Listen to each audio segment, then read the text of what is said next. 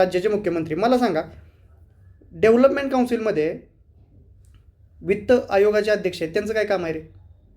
त्यांचं काय काम आहे? लॉजिकचा भाग आहे आणि जरी माहीत नसेल तरी पण हा स्टॅटिकमध्ये कव्हर होणारा भाग आहे, तुम्हाला माहिती पाहिजे. ठीक आहे, जरी माहीत नसेल तरी इथून पुढं जर पेपरमध्ये आलं तर आता चुकायला नको, हे लक्षात ठेवा. पंतप्रधान आहे, त्यामध्ये बी गेल्यानंतर 2 ऑप्शन जातात, पहिला आणि दुसरा बघून घ्या. आणि 3 आणि 4मध्ये उत्तर जर मारायचं म्हणलं तर तुम्ही काय मारचाल रे? तुम्ही आता विचार करा, पेपरमध्ये तुम्हाला माहिती नाही आणि हे ऑप्शन बघा 4चे 4, तुम्हाला काहीच येत नाहीत, काय मारचाल रे तुम्ही? तुम्हाला माहिती आहे ACD मॅक्सिमम मारून द्यायचं, जास्त लोड घ्यायचा नाही. ACD पंतप्रधान, कॅबिनेट मंत्री आणि राज्याचे मुख्यमंत्री, बरोबर, सगळे समाविष्ट झाले त्याच्यामध्ये. आणि वित्त आयोगाचा काढून दिला आपण. ठीक आहे, म्हणजे जर मारायचं तर व्यवस्थितच मारायचा, लागला पाहिजे तो मारल्यानंतर, बरोबर. नाहीतर उगी ढागात गोळी नाही मारायची, काहीतरी BD मारून दिलं, AC मारून दिलं. ACD बघा बरं कसा मारण्यासारखा पण वाटतो ना, दिसायला छान आहे. असेच आहेत आयोगाचे बरेच, तुम्हाला पुढे गेल्यानंतर पण लक्षात येईल. आता 14वा बघा, भारतीय राज्यघटनेमध्ये आंतरराष्ट्रीय शांतता सुरक्षा. आता DPSP बद्दल डबल प्रश्न आला आहे, 2 प्रश्न झाले DPSPवर. किती महत्त्वाचा टॉपिक आहे, एक सगळे पाठ पाहिजे तुमचे 36 पासून ते 51 पर्यंत. आता हा डायरेक्ट 51 विचारला आहे, शांतता आणि सुरक्षा याचा समावेश पुढीलपैकी कशात केला आहे? कशात केला आहे रे? राज्याची मार्गदर्शक तत्त्वे. किती आर्टिकल आहे मला सांगा बरं? 51वा आर्टिकल आहे, पार्ट 4, बरोबर. आणि 4 एक आहे आपलं कर्तव्य, मूलभूत कर्तव्य. ठीक आहे, तर दुसरा ऑप्शन आहे राज्याची मार्गदर्शक. 14 झाला क्वेश्चन. 15 क्वेश्चन बघा, स्पीडमध्ये घेतो आहे आपण, आपल्याला इथं टाईमपास करायचं नाही. तुम्हाला वाटत असेल एकदम स्पीडमध्ये चालू आहे, आणि कवर करायचं आहे ना, कवर पण झालं पाहिजे. नाहीतर उगीच शेवटच्या टप्प्यात आहे उगी टाईमपास करतोय मी, तुम्ही पण ऐकत बसलाय, त्याला ते करायचंच नाही, आपल्याला वेळ घालवायचं नाही. पुढील विधानांपैकी कोणते विधान योग्य आहे सांगा. 15वा क्वेश्चन करंट अफेअर्स आहे, सोडून द्या, चला पुढं. त्यावेळेस दारूबंदी झाली होती, तुम्ही लहान असाल, आपण लहान असेल त्यावेळेस आठवत असेल तुम्हाला, 2017मध्ये वगैरे. ठीक आहे, 18मध्ये काय झालं होतं, दारूबंदी झाली होती त्यावेळेस समजा तो प्रश्न आहे. इंटरनॅशनल डे, महिलांविरुद्ध हिंसाचार नष्ट करण्यासाठीचा आंतरराष्ट्रीय दिवस काय आहे रे? 25 नोव्हेंबर. 25 नोव्हेंबर उत्तर आहे त्याचं, लक्षात ठेवा, त्यावेळेस आलेला प्रश्न आहे. आता जरी आला तरी पुढं चुकायला नको आपला. परत हा 17वा 18वा क्वेश्चन हा करंट अफेअर्सचे क्वेश्चन आहेत, चला पुढं. त्याच्यामुळे हे काय तुम्हाला आता हे मध्ये मध्ये काय करायला लागले, ते जुने जे पेपर होते त्यामध्ये त्यांनी करंट अफेअर आणि पॉलिटिक कधी कधी मिक्स केलेलं आहे, त्याच्यामुळे इश्यू होतो. पुढच्या पेपरमध्ये तसं नाही, त्यांनी वेगवेगळे सेक्शन केले नाही, त्यामुळे प्रॉब्लेम येणार नाही तो.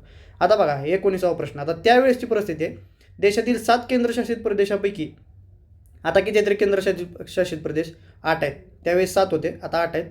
दिल्ली आणि पॉंडिचेरी जे आहे या दोघांनाच राज्यसभेमध्ये प्रतिनिधित्व मिळाले आहे, बरोबर आहे का? बरोबर आहे, काय चुकीचं आहे त्याच्यामध्ये? दिल्ली आणि पॉंडिचेरी, आता जम्मू काश्मीर ॲड झाला त्याच्यामध्ये.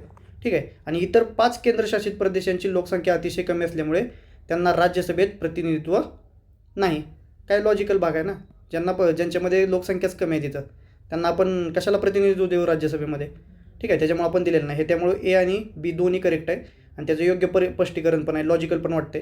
आणि जर असे प्रश्न तुम्हाला येत नसले ना तर तिथं फक्त बिकॉज लावून बघायचं, बिकॉज, कारण की म्हणायचं. आता बघा, देशातील 7 केंद्रशासित प्रदेशापैकी फक्त दिल्ली आणि पॉंडिचेरी या दोघांनाच राज्यसभेमध्ये प्रतिनिधित्व मिळाले आहे, कारण इतर 5 केंद्रशासित प्रदेशांची लोकसंख्या अतिशय कमी असल्यामुळे त्यांना राज्यसभेत प्रतिनिधित्व नाही. बरोबर वाटते ना, ऐकायला पण छान वाटते. ठीक आहे, त्याच्यामुळं लक्षात ठेवा. चला पुढं. आता हा 20वा प्रश्न पण करंट अफेअरचा प्रश्न आहे. ठीक आहे, मग कशा संबंधित विचारलं, एकदा डोळे फिरवून घ्या. इस्रो वगैरे विचारलं, इस्रो महत्त्वाचं असतं, त्यामुळे इस्रोची जर कोणती न्यूज आली तुम्हाला करंट अफेअरमध्ये वाचताना शेवटच्या दिवसामध्ये, तर इस्रोवर फोकस करायचा. त्यांनी लॉन्च केलेले जे कोणते उपग्रह असतील ते बघून घ्या, त्यावेळेस प्रश्न आला ना, मग आता पण बघून घ्यायचा. 21वा बघा प्रश्न. 21वा प्रश्नामध्ये काय, महान्यायवादी, बरोबर, हे स्टॅटिकचे प्रश्न आहेत, हे बरोबरच यायला पाहिजे. महान्यायवादी कसाही फिरू दे, किती फिरू देत, लोकसभेतल्या कामकाजात सहभागी होऊ शकतात का रे? हे लोकसभेमध्ये महान्यायवादी होऊ शकतात ना, काय अडचण नाही. लोकसभेच्या समितीचे सदस्य होऊ शकतात, लोकसभेमध्ये बोलू शकतात का रे? कुणी अडवले? नाही अडवलं कोणी, पॉवर दिलेले. लोकसभेमध्ये मतदान करू शकतात का रे लोकसभेमध्ये? नाही, मतदानाचा अधिकार फक्त मेंबर ऑफ पार्लमेंटलाच असतो. ठीक आहे, ते पण त्याच हाऊसचा असेल तर, बाकीच्यांना कोणाला नाही. त्यामुळं ABC खाली बघा लगेच, ABC मॅक्सिमम पर्याय, ABC उत्तर मारून द्यायचं. लॉजिकचा भाग आहे, भीती कमी होत चालली हळूहळू आपली. जर ऑप्शन तुम्हाला, आता हे पहिला आपला पेपर आहे, जसं जसं पुढं जाईल ना तशी त्याची भीती एकदम मरून जाणार डोक्यातून तुमच्या, की पेपरमध्ये कसा आला तर कसा मारू, तुम्ही बिंदास मारून देणार ABC. ठीक आहे, चला पुढं बघा. भारतीय राज्यघटनेतील 352 ते 60 कलमे विविध प्रकारच्या आणीबाणी संदर्भात आहेत. तुम्हाला माहिती आहे 352 नॅशनल एमर्जन्सी, 360 काय आहे आपली जी फायनान्शियल इमर्जन्सी आहे त्याबद्दल आहे. भारतीय राज्यघटनेतील कलम 356 कशाबद्दल आहे रे? राष्ट्रपती राजवट एकदम बेसिक प्रश्न आहे. आणि 360 कशा संबंधित आहे? राष्ट्रीय आणीबाणी. आता राष्ट्रीय आणीबाणी आहे का हा? 360 आहे तो राष्ट्रीय आणीबाणी आहे का? नाही, फायनान्शियल इमर्जन्सी आपली. ठीक आहे, त्याच्यामुळं तिसरा चुकीचा आहे.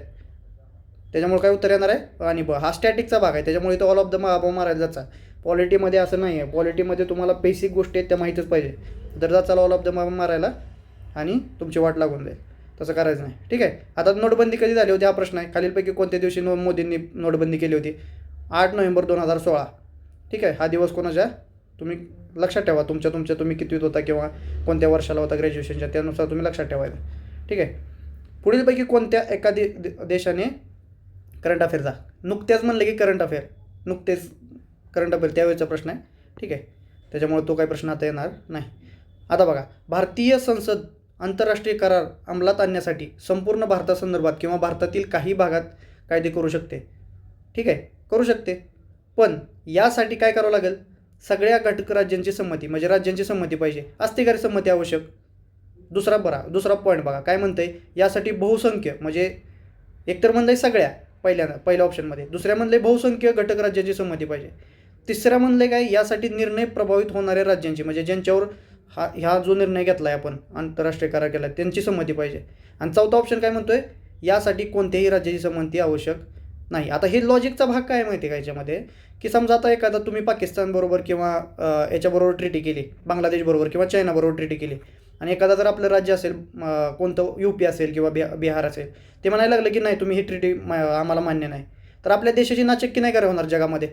त्याच्यामुळे यासाठी राज्याची संमती आवश्यक नसते, हा महत्त्वाचा मुद्दा याच्यामध्ये. त्याच्यामुळे चौथा ऑप्शन याचा येणार आहे. हे लॉजिकली तिथं पेपरमध्ये ॲक्च्युअल थिंकिंग करायचं आपल्याला.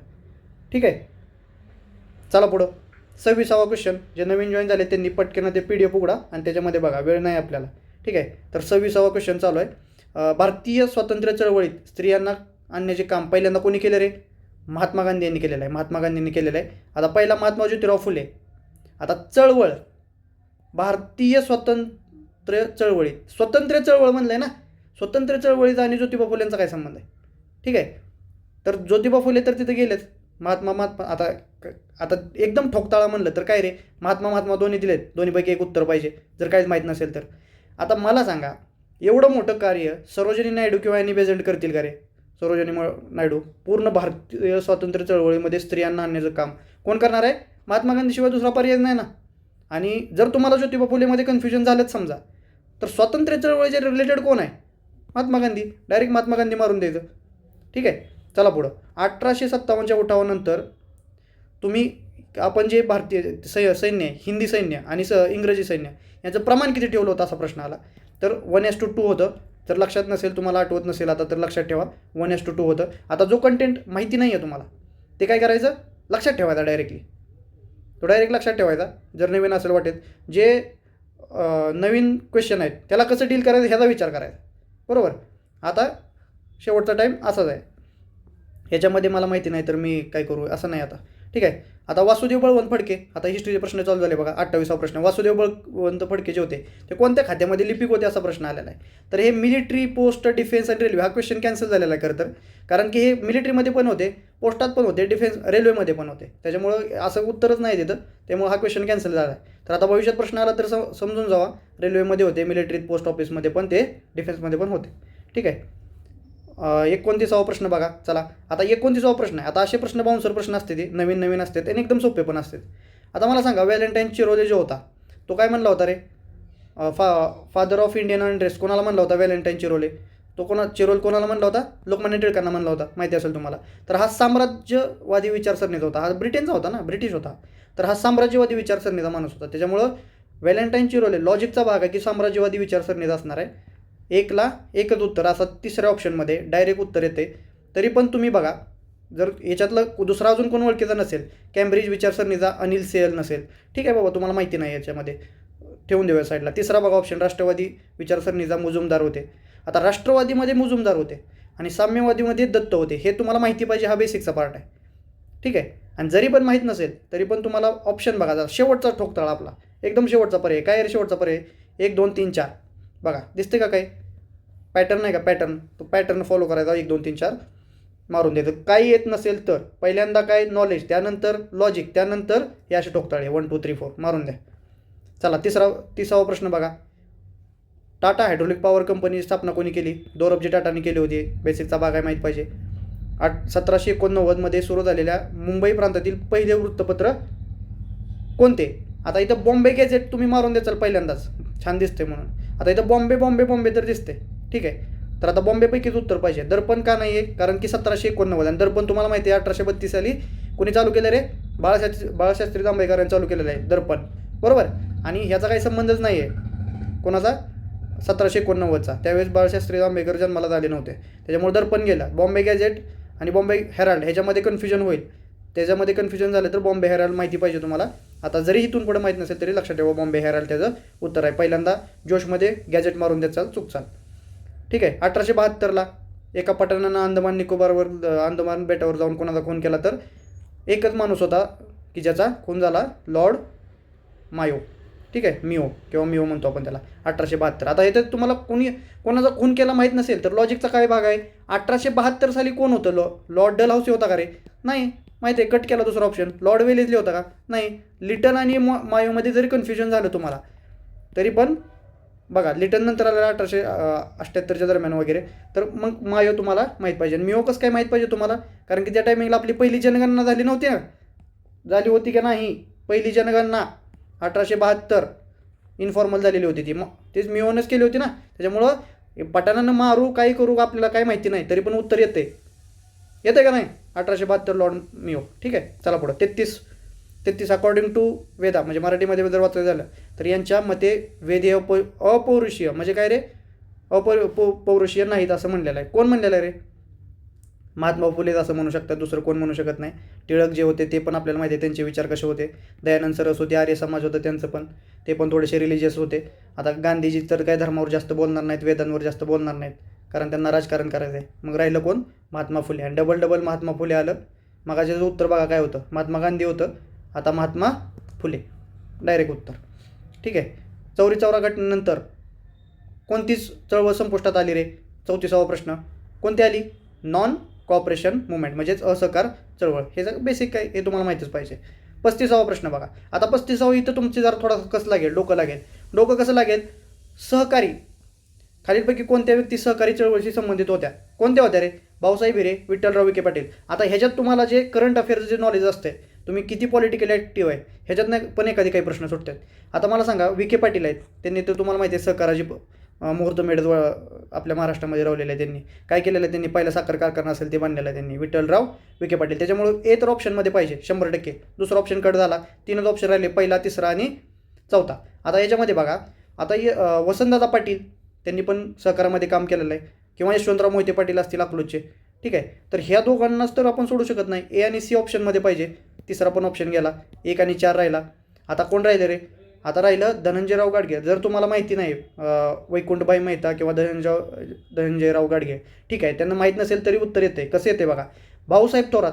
आता तुम्हाला थोरात साहेब माहीत असतील, सध्याचे पॉलिटिशियन, करंट अफेअरमध्ये जर तुम्ही ॲक्टिव्ह असेल तर, नॉलेज असेल तर तुम्हाला थोरात आहेत ॲक्टिव्ह माहिती आहे. त्यांचे कोणीतरी पूर्वज ते पण सहकारामध्ये असणार आहेत, काँग्रेसचे रिलेटेड वगैरे. तर मग भाऊसाहेब थोरात जर पकडून चालला आपण तर डायरेक्ट ABCD हे उत्तर येते. आता हे नंतर जरी विचार करत असलो आपण, आपल्याला उत्तर माहिती आहेत आता आणि आपण मग विचार करतोय, तर पण पेपरमध्ये असा विचार करायचा आता, ठीक आहे. इथून पुढं का असे ना असा विचार करायचा आहे. चला पुढं. 36 काय म्हणतोय प्रश्न?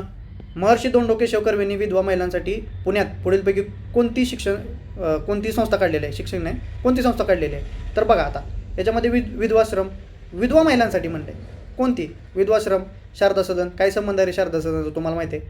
आणि निष्काम कर्म मठ जी होती ती 1910 काढली होती त्यांनी, पण ती कशासाठी काढली होती आपल्याला माहिती आहे. त्यांना एक फळी निर्माण करायची होती आणि ती काय विधवा महिलांसाठी नव्हती ती, ठीक आहे. तर महिलाश्रम आणि विधवाश्रम याच्यामध्ये कन्फ्युजन होईल, पण आयोगाने उत्तर महिलाश्रम दिलेलं आहे. विधवाश्रम जरी ते रिलेटेड असले तरी सुद्धा उत्तर येईल मात्र महिलाश्रम आहे, लक्षात ठेवा. इथून पुढं आता 37वा क्वेश्चन. चला, बुलेट ट्रेननं जसं स्पीड चाललं आहे आपलं तसंच चालू आहे काम, ठीक आहे. टाईमपास करायचा नाही आपल्याला, ठीक आहे. चला बघा, लखनौ येथील 1857च्या, आता 1857चा उठाव एवढा इम्पॉर्टंट आहे ना, याच्यामध्ये बघा 1857चा जो उठाव आहे त्याच्यामध्ये सारखा प्रश्न आहे. मागच्या वर्षी प्रश्न आला, त्याच्या प्रत्येक वर्षाला प्रश्न आहे, त्याच्यामुळे ते परफेक्टच करा. ते जर चुकलं ना तुमचं तर तुमची खैर नाही, तुम्ही कॉम्पिटिशनच्या बाहेर आहे. हे बेसिकचे प्रश्न चुकायलाच नाही पाहिजे. 1857च्या उठावाचं नेतृत्व लखनौचं कोणी केलं होतं रे? अवधच्या बेगम, बडी बेगम. अरे बडी बेगम साहेबा काय ते काय हे आहेत का? अफजल खानाची आई वगैरे कोणी हे आहेत का? आपले जे साऊथचे होते ते. ठीक आहे, तर बेगम साहेबा हे काय आहे? बेगम ताज हे नॉनसेन्स ऑप्शन आहे ते. अवधच्या बेगम हे त्याचं उत्तर आहे. ठीक आहे. 1949मध्ये कोणत्या प्रादेशिक विद्यापीठाची स्थापना झाली? आता जर तुम्ही जर पुण्यात राहून जर स्पर्धा परीक्षेची तयारी करत असेल आणि पुणे युनिव्हर्सिटीच्या रिलेटेड असेल तुम्ही, तर डेफिनेटली तुम्हाला माहिती पाहिजे की पुण्याची युनिव्हर्सिटी आहे जी 1949मध्ये स्थापना झालेली आहे. आणि हे पण तुम्हाला माहिती पाहिजे की जयकर लायब्ररी तिथं. जयकर लायब्ररी का नाव दिलं आपण? कारण ते पहिले व्हाईस चान्सलर होते. ठीक आहे, तर आता हे कसं असतं, जे इंटरव्ह्यू वगैरे देतात त्यांना हे थोडंसं ॲडव्हान्टेज राहणार आहे की ते थोडंसं स्वतःच्या युनिव्हर्सिटीबद्दल रिसर्च करून जातात. ठीक आहे, जे इथं राहतात त्याचा रिसर्च करून जातात. पण जर प्री वगैरेच आपली निघत नसेल तर मग ते प्रॉब्लेम येतो, आपण कधी याचा विचारच नाही करत. तर असे पण प्रश्न आहेत. 1949ला पुणे विद्यापीठाची स्थापना झालेली होती, इथून पुढं लक्षात ठेवा. 39वा प्रश्न, 1908च्या कायद्याच्या कडक तरतुदीमुळे पुढीलपैकी कोणत्या वृत्तपत्रांना बंदी घातली होती? आता इथं लॉजिकचा भाग आहे, इथं कसं लागतोय बघा. युगांतर, दर्पण, संध्या आणि वंदे मातरम. काय माहिती आहे का रे? ठीक आहे, मला काहीच माहीत नाही. पण तुम्हाला एक माहिती आहे ना, इथं तारीख दिली 1908. हिस्ट्रीचा पेपर चालू आहे, हिस्ट्रीचे क्वेश्चन आहेत. 1908 तारीख दिली. दर्पण बघा बरं, दर्पण दिसते का याच्यामध्ये? मला सांगा या दर्पणचा काय संबंध आहे रे? दर्पण कधी आलं होतं? 1832ला आलं होतं, मगाशी सांगितलं, बाळशास्त्री जांभेकर. ठीक आहे, आणि ते परत नंतर बंदी झालं होतं, त्याच्यामुळे ह्याचं काय संबंध येणार आहे का? तर दर्पण काढून टाका, पहिला ऑप्शन उडून गेला. ठीक आहे, आता त्याच्यामध्ये तर बाकीची माहितीच नाही आहेत काय, तर संध्या, युगांतर आणि वंदे मातरम हे रिव्हॉल्युशनरीचेच होते बऱ्यापैकी वृत्तपत्र. आणि जरी काय माहीत नसेल तरी पण आपला ठोकताळा काय, मॅक्सिमम ऑप्शन मारून देता, ACD डायरेक्ट उत्तर मॅक्सिमम. कारण AD आणि याच्यामध्ये 2-2च दिलेत. चुकायचं तर मोठं चुकूयात ना, ACD मारून चुकूयात, पण बरोबरच येतोय तो आपला. ठीक आहे, हा लॉजिकचा भाग आहे. युगांतर, संध्या आणि वंदे मातरम. थोडीशी व्हॅल्युएशन करू याच्यामध्ये. युगांतर कोणाचं आहे? बरेंद्र आणि भूपेंद्र. ठीक आहे, त्यानंतर संध्या कोणाचं आहे? ब्रह्मानंद उपाध्याय जे आहेत त्यांचा आहे. आणि वंदे मातरम कोणाचा होता? आपला अरविंद घोष. लक्षात ठेवा, अरविंद घोषांचा होता. जर आता इथून पुढं प्रश्न आला न्यूजपेपरवर तर चुकाय नको, याच्यावर आला तर. ठीक आहे, म्हणजे जे इथं सांगतोय ते डेफिनेटली यायलाच पाहिजे, कारण ते PYQवर कमांड असलेल्या पोरांना येते. तुम्हाला नाही आलं तर मग आपलेच मार्क जात आहेत, असं नाही व्हायला पाहिजे. 40 क्वेश्चन बघा. चला, ब्रिटिश साम्राज्यशाहीने कोणत्या कायद्याखाली ईस्ट इंडिया कंपनीकडून भारताचा राज्यकारभार हाती घेतला? कोणता होता रे ॲक्ट राज्यकारभाराचा? आपल्याला माहिती आहे 1857चा उठाव झाला, आणि 1857च्या उठावानंतर सगळी सूत्र कोणाकडे गेली? राणीकडे गेली. आणि गव्हर्नमेंट ऑफ इंडिया ॲक्ट 1858मध्ये आपण काय केलं? राज्यकारभार हा ब्रिटिश साम्राज्यशाहीनं घेतलेला आहे त्यांनी. ठीक आहे, ईस्ट इंडिया कंपनीच्या हातून काढून घेतलेला आहे. चला पुढे जिओग्राफीचे प्रश्न चालू झाले. 41, रायरेश्वर चक्राची उंची किती आहे? आता असे जर प्रश्न आले, घाबरून जायचं नाही, कोणाला देत नसते, टेन्शन नाही घ्यायचं. जर आले तर रिअली बरोबर येतं. सांगा मला, 1173, 1273, 1373, 1473. डोळा दाखायचा, मारून द्यायचा, अंदाज पंच लागला तर लागला, नशीब तुमचं नाही तर चुकलेला सगळ्यांचा चुकणार आहे. तर हा याचं उत्तर आहे 1373. इथून पुढं प्रश्न आला तर चुकू नका. आता जर मग बेसिक काय माहीत पाहिजे तुम्हाला? कळसुबाईचं माहीत पाहिजे. कळसुबाईचं किती आहे रे हाईट? 1646. ती लक्षातच पाहिजे, 1646 आहे म्हणून. ठीक आहे, त्यानंतर साल्हेर आहे, कसा मी हसतो, आपल्याला ट्रिक माहिती आहे, कसा मी हसतो. तर त्याच्यामध्ये साल्हेर आहे 1567 त्याची उंची आहे मीटर. आणि अस्तंबा जे आहे ते, आता बघा इथं अस्तंबा जे आहे ना ते एक रिलेटिव्ह महत्त्वाचं आहे, कारण अस्तंबाची आणि या रायरेश्वरची जवळपास उंची आहे 1326 आहे बघा अस्तंबा. ठीक आहे, हे लक्षात ठेवा. काही थोडीशी एक्स्ट्राची माहिती ती चालत जर भेटली तर मी सांगतोय तुम्हाला. आता 42वा क्वेश्चन बघा. हे तर सगळ्यात बेसिक क्वेश्चन आहे, यायलाच पाहिजे. कितीचा फरक आहे रे आपला सौराष्ट्र आणि अरुणाचल प्रदेशमध्ये? वेळेचा अंतर किती तासाचा फरक आहे? कितीचा आहे? 2 तासाचा फरक आहे. त्यामध्ये पण एकदम स्पेसिफिक म्हणलं तर 116 मिनिटाचा आहे. लक्षात ठेवा, 116 मिनिट. म्हणजे याच्यात जर डीप विचारलं जर चुकायला नको, 116 मिनिटाचा आहे. चला, 43वा प्रश्न. 43वा प्रश्नामध्ये गंमत काय आहे बघा. माहीत जरी नसेल तरी पण उत्तर येते. कसं रे? याच्यामध्ये आपल्याला LCM काढल्यासारखं करायचं. LCMची जी मेथड असते का ती वापरायची. इथं कशी वापरणार आहे बघा बरं. महाराष्ट्र राज्याचे भौगोलिक क्षेत्रफळ किती आहे आणि भारताचे ते किती आहे? आता भारताचे किती आहे? 9.36, 9.36. बघा बरं काय काय दिलं त्यांनी. 9.36, 8.36, 9.36, 7.26. 2 ऑप्शन कशात दिले? कॉमन कुठं आहे? कॉमन 9.36, 9.36 कॉमन दिसतंय का? दिसलं. ठीक आहे, आणि हे पण तुम्हाला जनरली पण माहीत पाहिजे. 9.29 पण कुठं मेन्शन केलेलं आहे, 9.29. ठीक आहे, 9.29, 9.36 जरी माहीत नसेल तरी पण कॉमन ऑप्शन त्यानंतर आता प्रश्न राहिला कशाचा, आता हे 30,007 किती आहे रे, हे 3,07,713 की 3,07,000 किती पुढे किती दिले, 3,06,713 की 3,05,612 काय आहे याच्यात हे कळतच नाही, पहिला ऑप्शन दुसरा का तिसरा. पण इथं बघा 13 कॉमन आहे, 13 कॉमन, 13 मेरा कॉमन, 13 कॉमन मारून द्यायचा. कोणते कॉमन झाले मग, पहिलाच ऑप्शन येतो तसा 9.36. आणि हे असे लॉजिक म्हणजे माहीत नसेल तरी पण उत्तर येतं काय यांचं, कारण त्यांना पण माहिती आहे ना, पोरांना एवढं लक्षात नाही राहणार. ठीक आहे, चला पुढं 44वा क्वेश्चन. दक्षिण बिहारमधील कोणते हे सिमेंट, कागदे व पुट्टे, प्लायवूड इत्यादी उद्योगाचे प्रमुख केंद्र म्हणून उदयास आले? कोणते रे, रांची कुठे आहे रे, झारखंडमध्ये, माहिती पाहिजे तुम्हाला. कोण आहे रे आपला याचा captain, Indian captain Mahendra Singh Dhoni, Ranchi. ठीक आहे, परत आता रूल केला, हे पण ऑप्शन कट व्हायला पाहिजे दुसऱ्याने. ऑप्शन आहे त्याचा आता 2 आणि 4मध्ये कन्फ्युजन पाहिजे, तर याचा ऑप्शन आहे दाल मियाँ नगर, लक्षात ठेवा, दाल मियाँ नगर, दक्षिण बिहार. ठीक आहे, जरी माहीत नसेल तरी पण कसं मारायचं, 2मध्ये जर चुकलं तर काय वाईट वाटत नाही, 50-50मध्ये येऊन थांबला तुम्ही. चला 45, चिल्का सरोवर कुठे आहे, कुठे आहे रे चिल्का सरोवर, कृष्णा कावेरी, गोदावरी कृष्णा, गंगा महानदी का महानदी गोदावरी? तर उत्तर आहे महानदी गोदावरी, लक्षात ठेवा, महानदी गोदावरी. कुठे आहे, ओडिशाच्या बाजूला, ओडिशा आणि वेस्ट बेंगालच्या बाजूला. ठीक आहे, चिल्का सरोवर. चला पुढं, हा बेसिकचा भाग आहे त्यामुळे माहीत पाहिजे. 46मध्ये काय आहे, आता ह्याच्यावर तर ह्या बादशावर आणि तानसावर एवढ्या वेळा प्रश्न आला ना पेपरमध्ये, तुम्हाला पण आठवण असेल तुम्ही जर PYQ बघितलं असेल तर. ठाण्यामध्ये बादशाह आहे, तानसा बादशाह. तानसावर एकदा विचारलं होता बा, मुंबईला पाणी कोण पुरवतं, तर तानसा धरण पुरवतं, तर हे तानसा बादशाह जवळ आहेत, ठाणे जिल्ह्यामध्ये आहेत बादशाह. तर 1ला 2 जर उत्तर लावलं तुम्ही तर 2 ऑप्शन राहत आहेत, 1 आणि 4.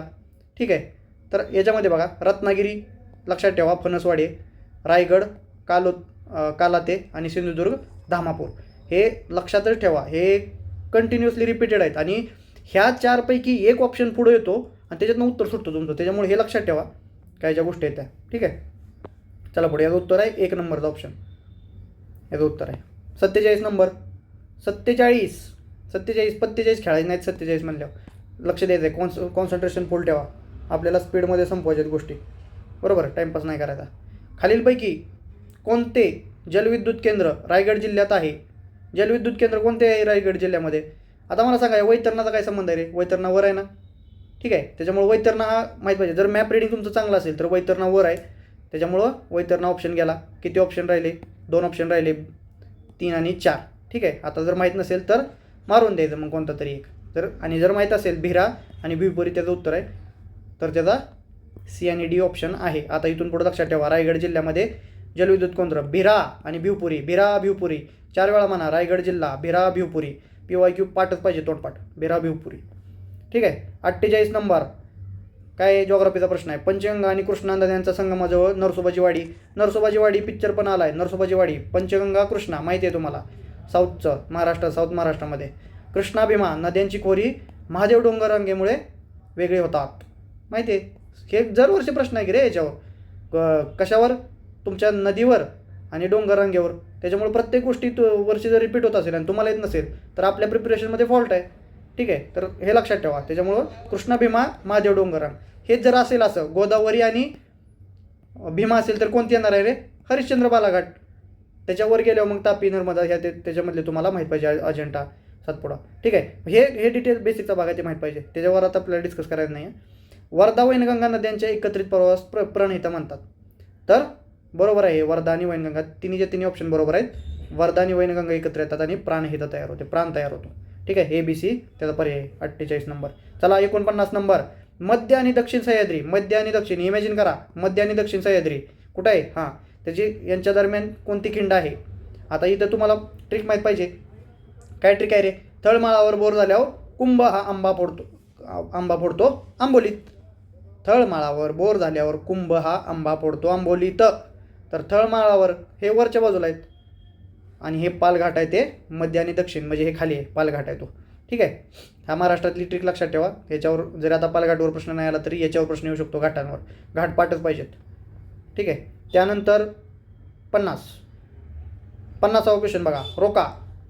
आता ह्याच्यातलं तुम्हाला स्थलांतरित शेती कायम दरवर्षी प्रश्न आहे का नाही, मग हे माहितीच पाहिजे. आता ह्यातला एक जरी ऑप्शन माहीत असेल तरी डायरेक्ट उत्तर येते. आता मला ह्यातलं फक्त एकाचं जर माहिती आहे, समजा मला रोका माहिती आहे ब्राझीलमध्ये, तर एकाचं जर 2 लावलं रोका ब्राझीलमध्ये, तर डायरेक्ट उत्तर येते. पहिलाच ऑप्शन तसा आहे. आणि याच्यामध्ये अजून एक पॅटर्न देतात बघा, ऑप्शनमध्ये नीट बघा. आता लडांग जे आहे ते मलेशियामध्ये आहे. लडांग काय म्हणायचं की मलेशिया, माझी डांग मोठी आहे असं लक्षात ठेवा, जर लक्षात राहत नसेल तर. लडांग, माझी डांग मोठी आहे, मलेशिया. ठीक आहे. आणि चणे फुटाणे खाणार श्रीलंका चणे फुटाणे खातात असं लक्षात ठेवा. का? कारण की त्यांच्यामध्ये फायनान्शियल इमर्जन्सी आली होती ना मध्ये, चणे फुटाणे खातात ते. आणि मसोली जैरे. ठीक आहे. पण आता याच्यामध्ये एक पॅटर्न दिसतोय बघा, 1ला 2, 2ला 1, 3ला 4, 4ला 3 असे पण करतात कधी कधी पॅटर्न. मग जर समजा काही नाही आलं तरी पण असे ठोकताळी लावायची, असे क्रॉसचे ठोकताळी. क्रॉसमध्ये उत्तर लागते बघा त्याचं. एला 2, बीला 1, 3ला 4, 4ला 3 लागते का? असे पण एक पॅटर्न असतात. ते PYQ ॲनालिसिस केल्यानंतर आपल्याला लक्षात येतं आणि ते तसे मारून द्यायचे. मग जर उत्तर येत नसेल तर, जर अडत असेल एखादं कुठं तर तसा पॅटर्न लागतो का बघायचा. ठीक आहे. मोर ऑथेंटिकेशनसाठी. पहिल्या आधुनिक सूतगिरणीची 51वा प्रश्न. पहिली आधुनिक सूतगिरणी स्थापना कोणी केली रे 1854 आपल्याला माहिती आहे, कावजी एन दावर. तिसरा ऑप्शन CN दावर. आणि मला सांगा, ज्यूटची कुठं स्थापना केली होती आपण पहिल्यांदा? ज्यूट मिलची तर रिश्रामध्ये, कलकत्तामध्ये केली होती. ती इथं करणार नाही आपण, बरोबर. मुंबईमध्ये तर करणार नाही ज्यूट मिल, आपल्याकडे ज्यूट नाही, बंगालमध्ये, बरोबर. चला पुढं. 52 दख्खन पठाराच्या उत्तर व पूर्व सीमावर्ती डोंगराळ भागात, दख्खन पठार इमॅजिन करा, त्याचा उत्तर भाग आणि पूर्व भाग डोंगराळ भागात कोणत्या जमातीचे लोक राहतात? चला ऑप्शनवरून जाऊयात. अशामध्ये ऑप्शनमधून जायचं आहे. तुम्हाला माहीत नाही कोणते राहतात, पण आता मला सांगा, गारो खासी जे आहे ते आपल्याला माहिती आहे, ते मेघालयामध्ये तिकडे वगैरे राहतात. पहिला ऑप्शन डायरेक्ट कट झाला. वर्ली मुंबईची ट्राईब आहे, माहिती आहे, मुंबईमध्ये येते वर्ली. आणि मागच्या वर्षी प्रश्न आलेला आहे PYQ तर वर्ली मुंबईमध्ये आहे. त्याच्यामुळं मुंबई काय उत्तरेला आहे का महाराष्ट्राच्या, किंवा पूर्वेला आहे काय, पश्चिमेला आहे? कट मारून द्यायचा दुसरा. राहिला कोणत्या? तिसरा आणि चौथा. आता मला सांगा, तुम्ही तिसऱ्या आणि चौथ्यामध्ये काय मारला असता रे? कसा मारला असता? भिल्ल आणि गोंड तुम्ही खूप जास्त वेळा ऐकलेला असते, भिल्ल महाराष्ट्रामध्ये राहतात वगैरे, कातकरी. तर हे लक्षात ठेवा, तुम्ही मारताना पण व्यवस्थित मारायचं. जरी 3 आणि 4 कन्फ्युजन झालं असलं तर मोर प्रॉमिनंटली काय असू शकतं ह्याच्यावर मारायचा, तर भिल्ल आणि गोंड, चौथा ऑप्शन. ठीक आहे. म्हणजे उत्तरापर्यंत कसं पोहोचायचं माहीत नसेल तरी पण ही त्याची एक टेक्निक आहे. चला 53 नंबर क्वेश्चन. आता हा पण बघा, माहीत नसतो, हा लॉजिकचा ऑन दी स्पॉट सोडवता प्रश्न आहे. पूर्व हिमालय प्रदेशात ज्वारी व बाजरी सारखी पिके अभावानेच आढळतात, म्हणजे कमी आढळतात. तर त्याचं कारण काय विचारलं आहे? तर हा भाग अतिपूर्वेकडील सकल प्रदेश आहे, अतिपूर्वेकडील सकल प्रदेशाचे म्हणले. आता बघा, हिमालय विचारले आणि तो काय प्लेन एरिया असणार आहे का रे? प्लेन असतो का हिमालय? प्लेन आहे का? कधी गेला आहे हिमालयात? बघितला आहे फोटो? नाही ना. कट. दुसरा, हा विभाग जास्त उठाव आणि अधिक पर्जन्यमान असलेला आहे. हां, आता इथं जास्त उठाव आहे, हिमालय आहे ना, उठाव आहे आणि खूप पाऊस पडतोय आणि तिथं बाजरी येणार आहे का? बाजरी तिथं काय होते, मराठी भाषेत त्याला सादळून गेली म्हणतात. सादळून जाते ना ती जर पाऊस पडला जास्त. ठीक आहे.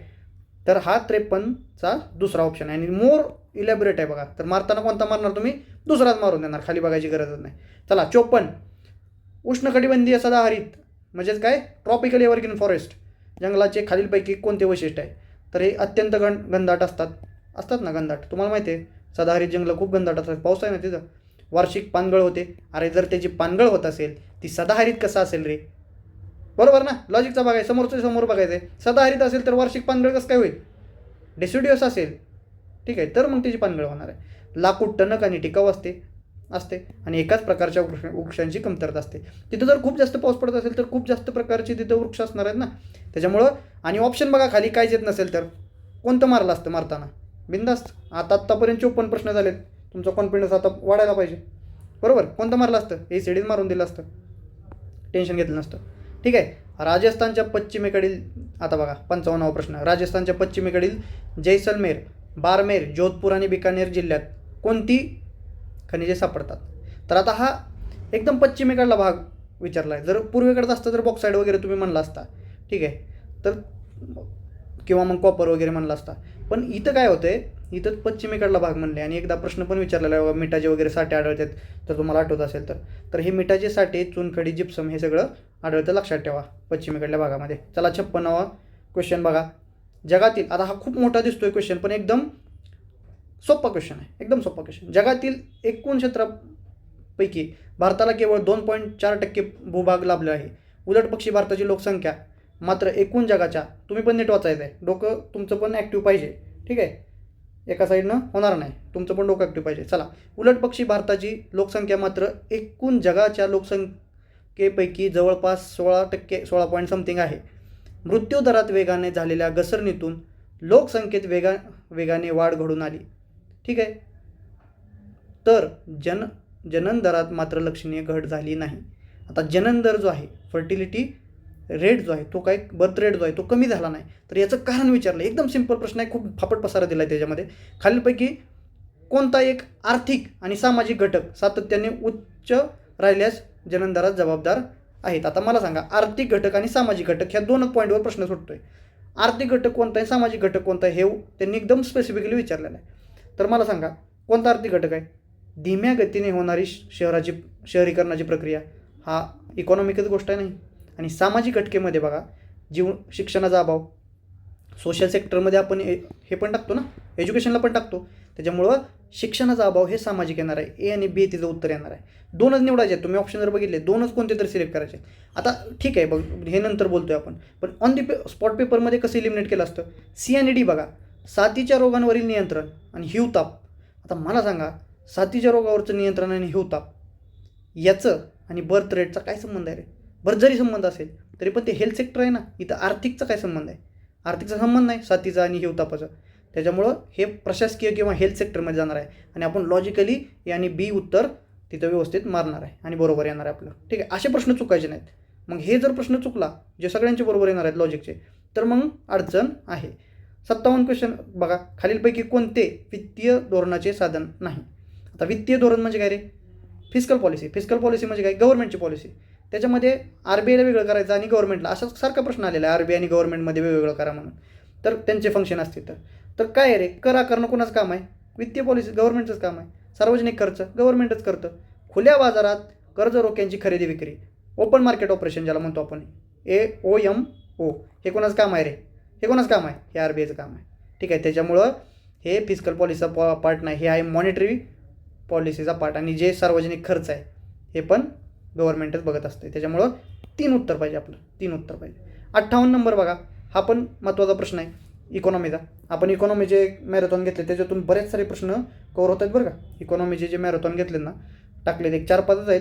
तुम्हाला ते नोट्स पण वाचू वाटणार नाहीत, बघू पण नाही वाटणार, पण फार महत्त्वाचे आहेत कारण ते क्वेश्चन कव्हर होत आहेत. जर ज्याने केलं आहे ना त्याला माहिती असेल. हा क्वेश्चन बघा, कोणत्या वित्त आयोगाने केंद्र GSTसाठी 5 आणि 5% किंवा 7% राज्य GSTसाठी असावा अशी शिफारस केलेली होती? कोणता वित्त आयोग आहे ज्यानं म्हणलं होतं की बाबा GSTचा जो वाटा आहे तो 5% कोणाला केंद्राला आणि 7% राज्याला, असं कोण म्हणलं होतं? तर ह्याच्यामध्ये बघा, 13वा वित्त आयोग आणि 12वा वित्त आयोग ह्याच्या संबंधित आहेत. बाकीचे कोणते लक्षात नाही आहेत, लक्षात ठेवायची गरज नाही. 12वा आणि 13वा. आता वित्त आयोग म्हणले, बरं तुम्हाला काय माहिती नाही, ठीक आहे, माहितीच नाही मला काय, ठीक आहे, विचार करूयात आपण. नीती आयोग उत्तर नसणार आहे कारण तिथं लिहिताना लिहिणार आहे वित्त आयोग. त्याच्यामुळे 4था ऑप्शन गेला. राहिला काय? 11वा, 12वा, 13वा. आता ह्याच्यामध्ये मात्र नॉलेज असेल तरच उत्तर निघणार आहे. ठीक आहे, त्याच्यामुळे बघा आता 12वा जो हे आहे, 12वा वित्त आयोग आणि 13वा. 12वा काय म्हणला होता माहिती आहे का? रंगराज जनतेचे अध्यक्ष होते. तर 12वा वित्त आयोग म्हणला होता की 20% जर असेल तर GST लावली तर तुम्ही 12% सेंट्रलला द्या आणि 8% मात्र स्टेटला द्या. पण इथं कसं झालं, जो 13वा वित्त आयोग होता ते म्हणले की 5% GST असेल, 5% जी आहे ती वाटा सेंट्रलला द्या. सेंट्रलला कमी दिलं होतं म्हणून हे विशेष आहे, म्हणून प्रश्न आलेला आहे. विशेष आहे म्हणून प्रश्न आला आहे 13वा वित्त आयोग. आणि हे जे आहे 60% जो वाटा आहे तो स्टेटला, म्हणजे स्टेटला जास्त पैसे द्या असं कोण म्हणलं होतं? 13वा वित्त आयोग. इथून पुढे लक्षात ठेवा. आणि याच्यानंतर जो प्रश्न आला तर 12वा वित्त आयोग होईल. तिथं म्हणलं होतं की सेंट्रलला जास्त पैसे द्या. ठीक आहे, 12% द्या म्हणले होते आणि 8% स्टेटला द्या म्हणले. लक्षात ठेवा, हा महत्त्वाचा मुद्दा आहे. 1990मध्ये भारतातून निर्यात होणाऱ्या 90-91मध्ये कोणत्या वस्तू निर्यात होत्या? आता हे तुम्हाला माहिती असणार आहे का? शक्यतो माहितीच नसते. तर त्याच्यामध्ये रेडीमेड गारमेंट तर तुम्ही उडवणारच आहे, त्याच्यामध्ये काही लॉजिक वाटत नाही. आणि कारण की का लॉजिक वाटत नाही? कारण की तुम्ही सध्या बघितलेलं असतं पेपरमध्ये किंवा बजेटचं जर तुम्ही सेशन केलेलं असेल, वाचलेलं असेल, तर तुम्हाला माहिती आहे की पेट्रोलियम प्रोडक्ट्स आपले किंवा जे जेम्स अँड ज्वेलरी असतात ते टॉप रँकिंगला असतात. मग तुम्ही 2 आणि 4मध्ये उत्तर मारलं असतं मारताना. ठीक आहे, मग त्यावेळेस मात्र जेम्स आणि ज्वेलरी हे उत्तर होतं. ठीक आहे, 90-91 जो विचारलेला आहे. चुकला तरी वाईट वाटून घ्यायचं नाही कारण हे बऱ्याच जणांचा चुकणार आहे प्रश्न. चला, 60 जो आहे तो 2013चा करंट अफेअरचा प्रश्न आहे, सोडून द्या. 61 बघा काय म्हणते. तर भारतामध्ये तुटीचा जो अर्थ भरणा आहे त्याचं आपण कसं करतो? हा सारखा प्रश्न येतो बघा, सिंपल प्रश्न असतो पण सारखा येतो. केंद्र सरकारने भारतीय रिझर्व्ह बँकेकडून कर्ज घेणे. केंद्र सरकारने भारतीय रिझर्व्ह बँकेकडून तुटीचा भरणा कसं करतो? केंद्र सरकार काय करतं? रिझर्व्ह बँकेकडून कर्ज घेतं. करू शकतो आपण तसं. बाजारात आणलेल्या सरकारी हुंडीच्या प्रमाणात भारतीय रिझर्व्ह बँकेने आपले साठलेले रोखीचे शिल्लक कमी करणे, बरोबर आहे, आणि चलन निर्माण करणे. ठीक आहे. तर बघा, चलन निर्माण करणे हे पण आहे, मॉनिटायझेशन ऑफ डेफिसिट ज्याला म्हणतो आपण. डायरेक्ट पैसा छापून टाकूया आणि काय करायचं? कर्ज फेडून टाकायचं, हे पण आहे. तर तिन्ही गोष्टी आहेत. जर समजा बीमध्ये कन्फ्युजन वाटत असेल तर समजा आता बीमध्ये तुम्हाला कन्फ्युजन वाटते, ए आणि सी शुअर माहिती आहे, तरी पण ए बी सीच घेऊन जायचं. का रे? मॅक्सिमम ऑप्शन निवडून टाकायचं अशा वेळी जर कन्फ्युजन असेल तर. ठीक आहे. 62 करंट अफेअरचा प्रश्न आहे. 2013-14चा अंदाजपत्रक आहे. चला खाली 63 बघा. चला 63 विचारला आहे तुमचा एम्प्लॉयमेंटचा प्रश्न आहे. वर्तमान दैनिक दर्जा निकष म्हणजे कॅज्युअल डेली स्टेटस ज्याला म्हणतो आपण, CDS नुसार 2009-10मध्ये बेकारीचा दर 6.6% होता. आता हा 6% पॉईंट होता, काय घेणं देणं नाही आहे. प्रश्न विचारला वेगळ्याच गोष्टीवर, संकल्पनेवर प्रश्न विचारला आहे त्यांनी. तर त्याच्याबद्दल काय महत्त्वाचं आहे, काय योग्य असं विचारलं आहे. यामध्ये 30 दिवसामधील व्यक्तीच्या दर दिवसाची कामाची स्थिती विचारात घेतली जाते. 30 दिवसात. ठीक आहे. माहिती नाही आपल्याला. यातून जुनाट बेकारी निर्देशित होते. ठीक आहे. One second. हां, यातून जुनाट काय होते रे? बेकारी निर्देशित होते आणि यातून व्यक्तिगणित दर स्पष्ट होतो. आणि चौथा ऑप्शन काय म्हणतोय? अशी व्यक्ती जी 1 तास काम करते आणि ते 4 तासापेक्षा कमी असते ते अर्धा दिवस काम केले म्हणून मानले जाते. तर याचं चौथं उत्तर आहे. चौथं फक्त बरोबर आहे, बाकी हे चुकीचं आहे. ठीक आहे. बेसिकमध्ये आपण कव्हर केलेलं आहे ते. तर फक्त डी उत्तर आहे. ठीक आहे, लक्षात ठेवा. CDS बाबतीत जर एखादी व्यक्ती आहे तर जी एक तास काम करते आणि ते 4 तासापेक्षा कमी असते आणि ते अर्धा दिवस काम केले म्हणून मानले जाते, त्याला आपण बरोबर आहे असं कन्सिडर केलेलं आहे. जरी पण चुकला तरी हा डिटेलमध्ये प्रश्न होता. ठीक आहे. चला 64. आता 64 जो आहे तो करंट अफेअरचा मुद्दा आहे, सोडून द्या. आणि क्वेश्चन कॅन्सल झालेला आहे तो. 65चा बघा काय झालं आहे. 65 आता हा पंचवार्षिक योजनेवर प्रश्न आहे, हा चुकायला नाही पाहिजे. 9व्या पंचवार्षिक योजनेत सेवा क्षेत्राने सर्वाधिक वृद्धी दर नोंदवला. यामागचे प्रमुख कारण म्हणजे काय? बघा, पहिलं कारण शासनाकडून वेतनात मोठी वाढ. दुसरं कारण असंघटित क्षेत्रातील वेतन वाढ. आणि तिसरं कारण बँकाच्या अधिकाधिक शाखा सुरू झाल्या आणि वरीलपैकी कोणतेही नाही. आता मला सांगा, 2 ठिकाणी वेतन दिले, जरी पण तुम्हाला काय माहीत नाही, पण वेतन आहे ना रे, वेतन शब्द आहे ना, मग वेतनपैकीच उत्तर पाहिजे. आणि सेवा क्षेत्र जर म्हणलं तर शासनाकडून वेतनात मोठी वाढ केली, हे सेवा क्षेत्र. आणि सेवा क्षेत्र कसं आहे? ऑर्गनाइज सेक्टर आहे, ऑर्गनाइज्ड आहे ना, बरोबर आहे का? त्याच्यामध्ये बघा, त्याच्यामुळं शासनाकडून वेतनात मोठी वाढ झाली की सेवा क्षेत्रामध्ये सर्वाधिक वृद्धी दर नोंदवला, हे त्याचं कारण होतं. पहिलंच उत्तर आहे त्याचं. ठीक आहे. 1 आणि 2 मध्ये कन्फ्यूज झाला तर पहिलं मारून द्यायचं. म्हणजे कशाच्या मदत मारून द्यायचं आहे? कारण की असंघटित क्षेत्र जे आहे ते सेवा क्षेत्र असंघटित आहे का रे, त्याच्यामुळे दुसरा ऑप्शन नाही येणार आहे. सेवा क्षेत्र असंघटित नाही, जरी तुम्हाला काय माहीतच नाही तरी पण बघा, असंघटित सेवा क्षेत्र आहे का? नाही. सेवा क्षेत्र मोस्टली ऑर्गनाइज्ड असते, त्याच्यामुळं पहिला ऑप्शन बरोबर जाणार आपण. कळलं तुम्हाला? चला 66. तुटीच्या अंदाजपत्रकाची आवश्यकता भारतामध्ये यामधून निर्माण झाली.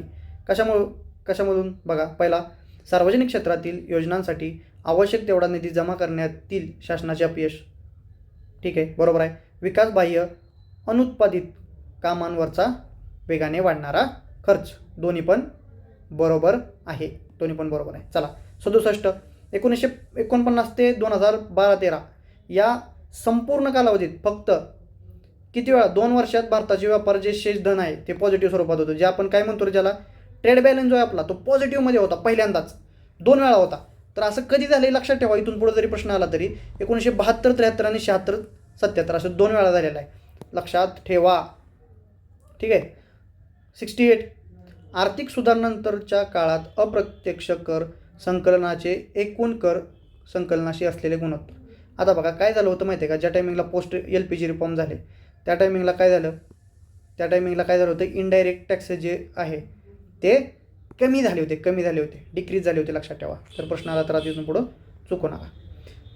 69 प्रश्न. बँकिंग क्षेत्रातील सुधारणांच्या संदर्भात M. नरसिंहन यांच्या अध्यक्षतेखाली एक समिती नेमली होती. त्याचा समितीने आपला अहवाल 1998 मध्ये. आता हा जो प्रश्नाचा भाग आहे तो पण कधी कधी स्टेटमेंटच्या स्वरूपात तयार होऊ शकतो. नरसिम्हन समिती कशाच्या संबंधित आहे? बँकिंग. पहिला प्रश्न तयार झाला. PYQचा असं पण लक्षात ठेवायचं आपल्याला. नरसिम्हन. परत अहवाल कधी दिला? 1998ला दिला. बँकिंग क्षेत्र मजबूत होण्याच्या संदर्भात खालीलपैकी कोणती सूचना या समितीने बँकिंग क्षेत्रातील सुधारणा 1998च्या अंतर्गत केली नव्हती? विचारले. नव्हती. तर काय नव्हती म्हणलं, निगेटिव्ह आहे. निगेटिव्ह आहे म्हणलं तर नाकारण्याचा अधिकार आपण कमी ठेवलेला आहे. MPSCनंच कमी ठेवलेला आहे, ते आपण नाही ठेवलेला. ठीक आहे. तर हे लॉजिकमध्ये आहे ते. नाकारण्याचा अधिकार आपण आपण नाही कमी ठेवला, ते MPSCनंच कमी ठेवला आहे. तर त्याच्यामध्ये 3 आणि 4मध्ये बघायचं. आणि आता हे तुम्हाला डिटेलमध्ये जरी माहीत नसेल तरी पण उत्तर मारताना 3 आणि 4मध्ये मारायचं. पण असं उगीच मारामारी करायची नाही, स्पेसिफिकली नीट वाचायचं. बघा काय म्हणतोय रे. पहिला, भांडवलाचा पुरेसा पुरवठा होण्याच्या संदर्भात नवीन आणि योग्य नियम लागू करणे. ठीक आहे. शासकीय अंदाजपत्रकातून बँकांच्या भांडवलाची पुनर्स्थापना करणे. म्हणजे ह्याच्यामध्ये काय माहिती आहे का, रिकॅपिटलायझेशन म्हणते. काय म्हणते माहिती आहे का, रिकॅपिटलायझेशन म्हणजे काय माहिती आहे का, गव्हर्नमेंट काय करते, बँकांना पैसे देते. जर एखादी बँक डब घ्यायला चालली तर बँकांना पैसे देते गव्हर्नमेंट. तर असं होणार नाही का, कारण की जर बँकांना तशी सवय लागेल ना, त्याच्यामुळे 2 नंबरची जी आहे ती निगेटिव्ह आहे. त्याच्यामुळे फक्त ब याचं उत्तर आहे, चौथा ऑप्शन याचा येतो आहे. ठीक आहे. आणि बाकीच्या दिलेल्या होत्या ते वाचून घ्या तुम्ही. चला पुढं. 70 काय रे, रिझर्व. हे इकॉनॉमीचा प्रश्न आहे. रिझर्व बँक सध्या पैशाच्या पुरवठ्याविषयी अंदाज M1 या पैशाच्या पुरवठ्याच्या संकल्पनेच्या आधारे व्यक्त करत नाही. M1 सांगत नाही. M1 संकल्पना रोखतेच्या संदर्भात उच्च प्रमाण स्पष्ट करते. आणि M1 म्हणजे आता जे लिक्विडिटी जो म्हणतो आपण, त्याची डिसेंडिंग हायेस्ट डिग्री जी आहे ती M2, M3 आणि M4 या संकल्पना रोखतेच्या संदर्भात उतरते प्रमाण स्पष्ट करतात. म्हणजे लिक्विडिटी कमी कमी कमी होत जाते. M2, M3, M4 तुम्हाला माहिती आहे. इकडं M2मध्ये कसं असते, डिपॉझिट जे असते ते डिमांड डिपॉझिट, परत फिक्स डिपॉझिट येत राहतात आणि परत मग ते जे लॉंग टर्मचे डिपॉझिट असतात ते ॲड होतात. तसं जसं मग लिक्विडिटी कमीच होत जाते. त्यामुळे दुसरं स्टेटमेंट हे बरोबर आहे. ठीक आहे. 70वा प्रश्न. त्याच्यामुळे ओनली 2 याचं उत्तर आहे. आता सायन्सचे प्रश्न चालू झाले. एकदम सोपे प्रश्न होते त्या टायमिंगला. ठीक आहे. चला बघा, एखादा व्यक्ती 2 मीटरपेक्षा लांब अंतरावरील वस्तू स्पष्टपणे पाहू शकत नाही. त्या वस्तू स्पष्ट दिसण्याकरता भिंगांची शक्ती व पॉवर किती असावी? आता मला सांगा, इथं 2 आहे. किती दिले? 2. आणि काय येणार आहे रे मग? एकतर एकचा काही संबंध नाही का? जर समजा तुम्हाला काहीच माहीत नाही, तुम्हाला फक्त भागाकार, गुणाकार आणि बेरीज वजाबाकी एवढं 4 गोष्टी येतात, तर तुम्ही काय करणार आहे? इथं काय करणार आहे? गुणाकार आणि भागाकार करणार आहे. काहीतरी फॉर्म्युला असेल ना त्याचा. तर 1/2 जर 2 केलं आपण, ठीक आहे, तर फोकल लेंथ जी असते तर तिथं काय होणार आहे, एक तर तुम्ही 2 मारायचं मारताना, नाहीतर 0.5 मारायचं. आता सायन्स जर तुम्ही नीट केलं असेल तर एवढं तर माहिती आहे की इथं जर पॉझिटिव्ह दिलं असेल तर फोकल लेंथ आहे तर ती आपण निगेटिव्हमध्ये कन्सिडर करतो. त्याच्यामुळं 1/2 आणि मायनस जर केलं तर 0.5 येते. त्याचा चौथा ऑप्शन आहे. चला पुढं.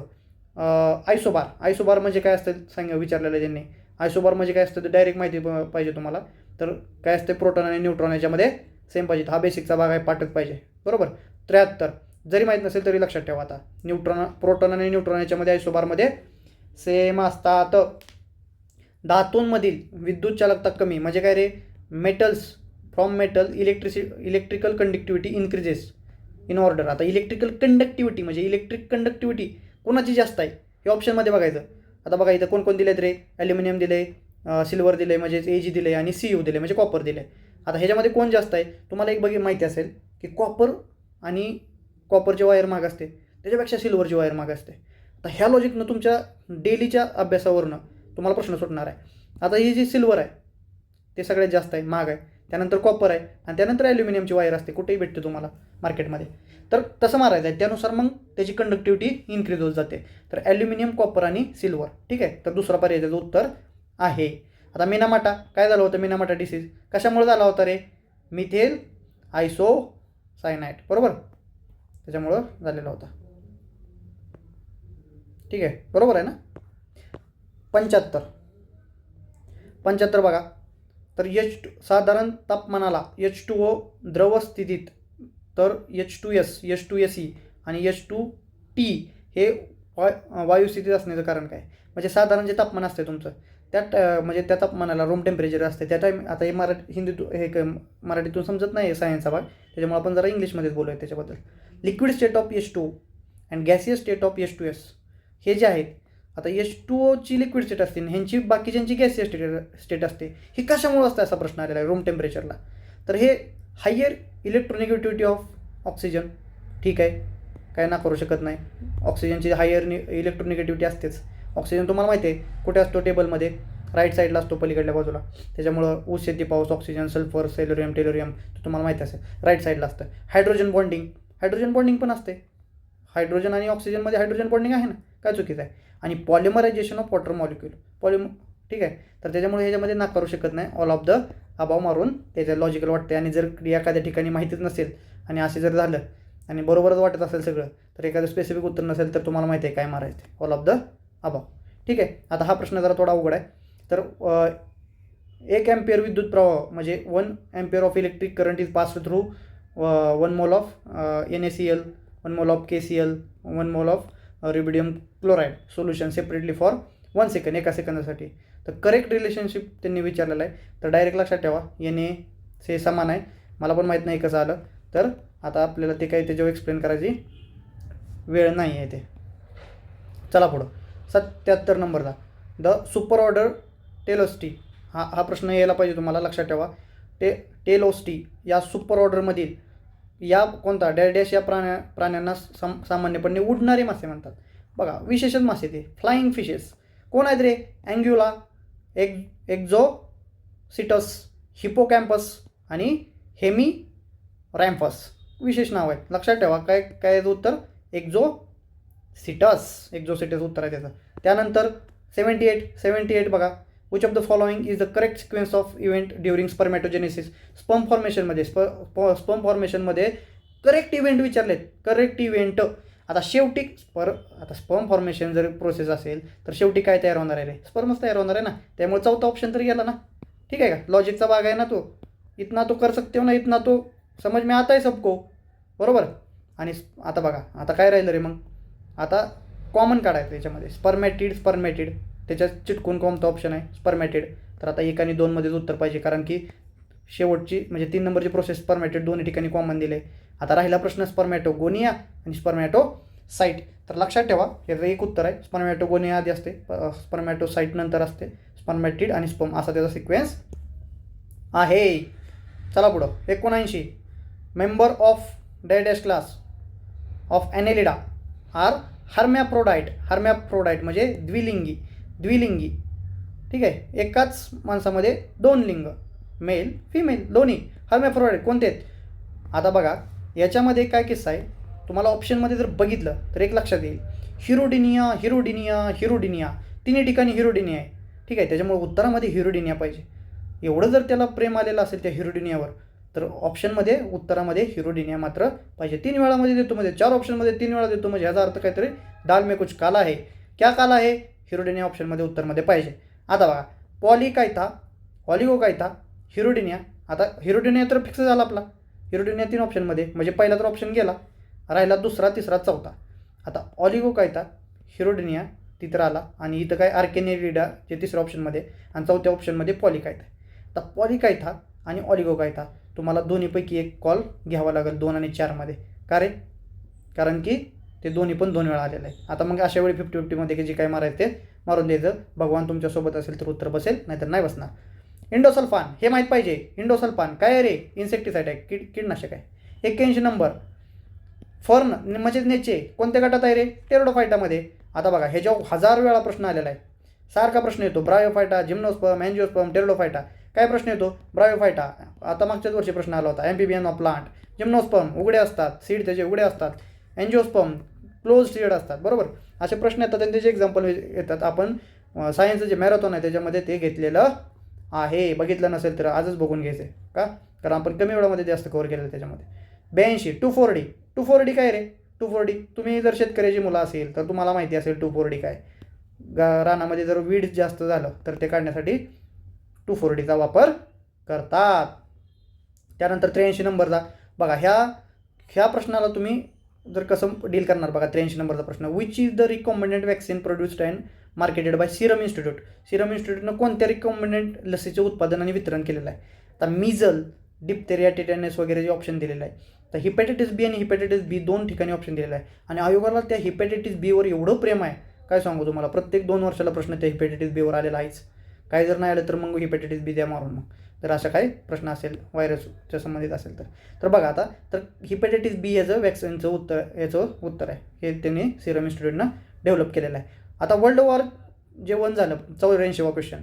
पहिल्या महायुद्धाच्या वेळी 1 लाखापेक्षा जास्त लोक ट्रेंच फीवर नावाच्या रोगाने पीडित होते. या रोगाचा कारक ओळखा असं विचारलं. आता हा प्रश्न काय आला आहे रे? हा प्रश्न तुम्हाला अपेक्षित आहे का? नाही अपेक्षित. हे आता येणं अपेक्षित आहे का? नाही अपेक्षित. कारण आपण काय करतोय, 2017चा पेपर बघतोय आणि 1917ला काय झालं होतं?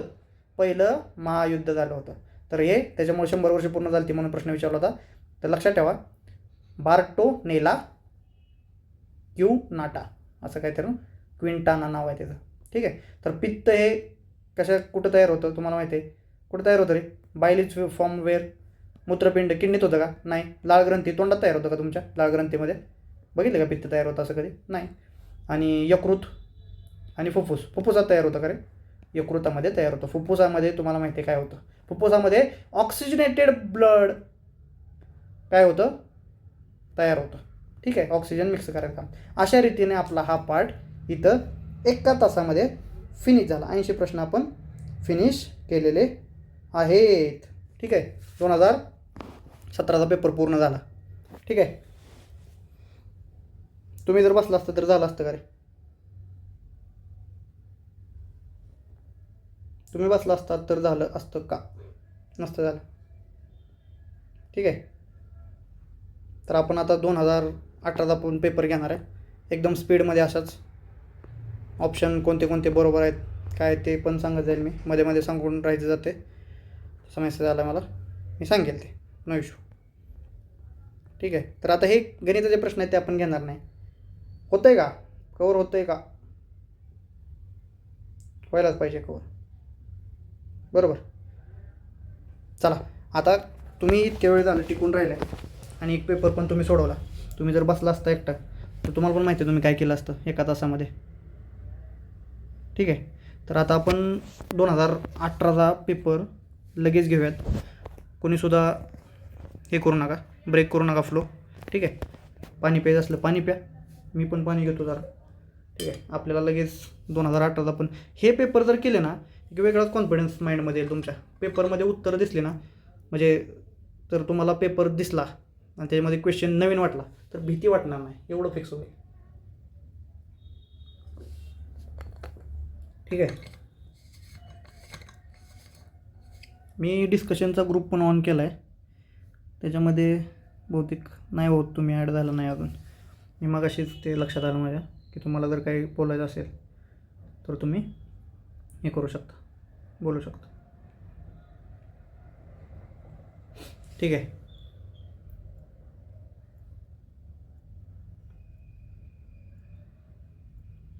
चला आपली जी चालू आहे स्पीडमध्ये मॅरेथॉन ती कंटिन्यू करूयात.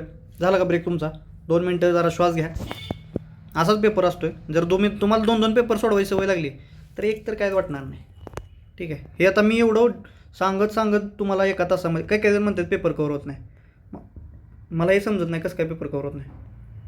पेपर कवर व्हायलाच पाहिजे.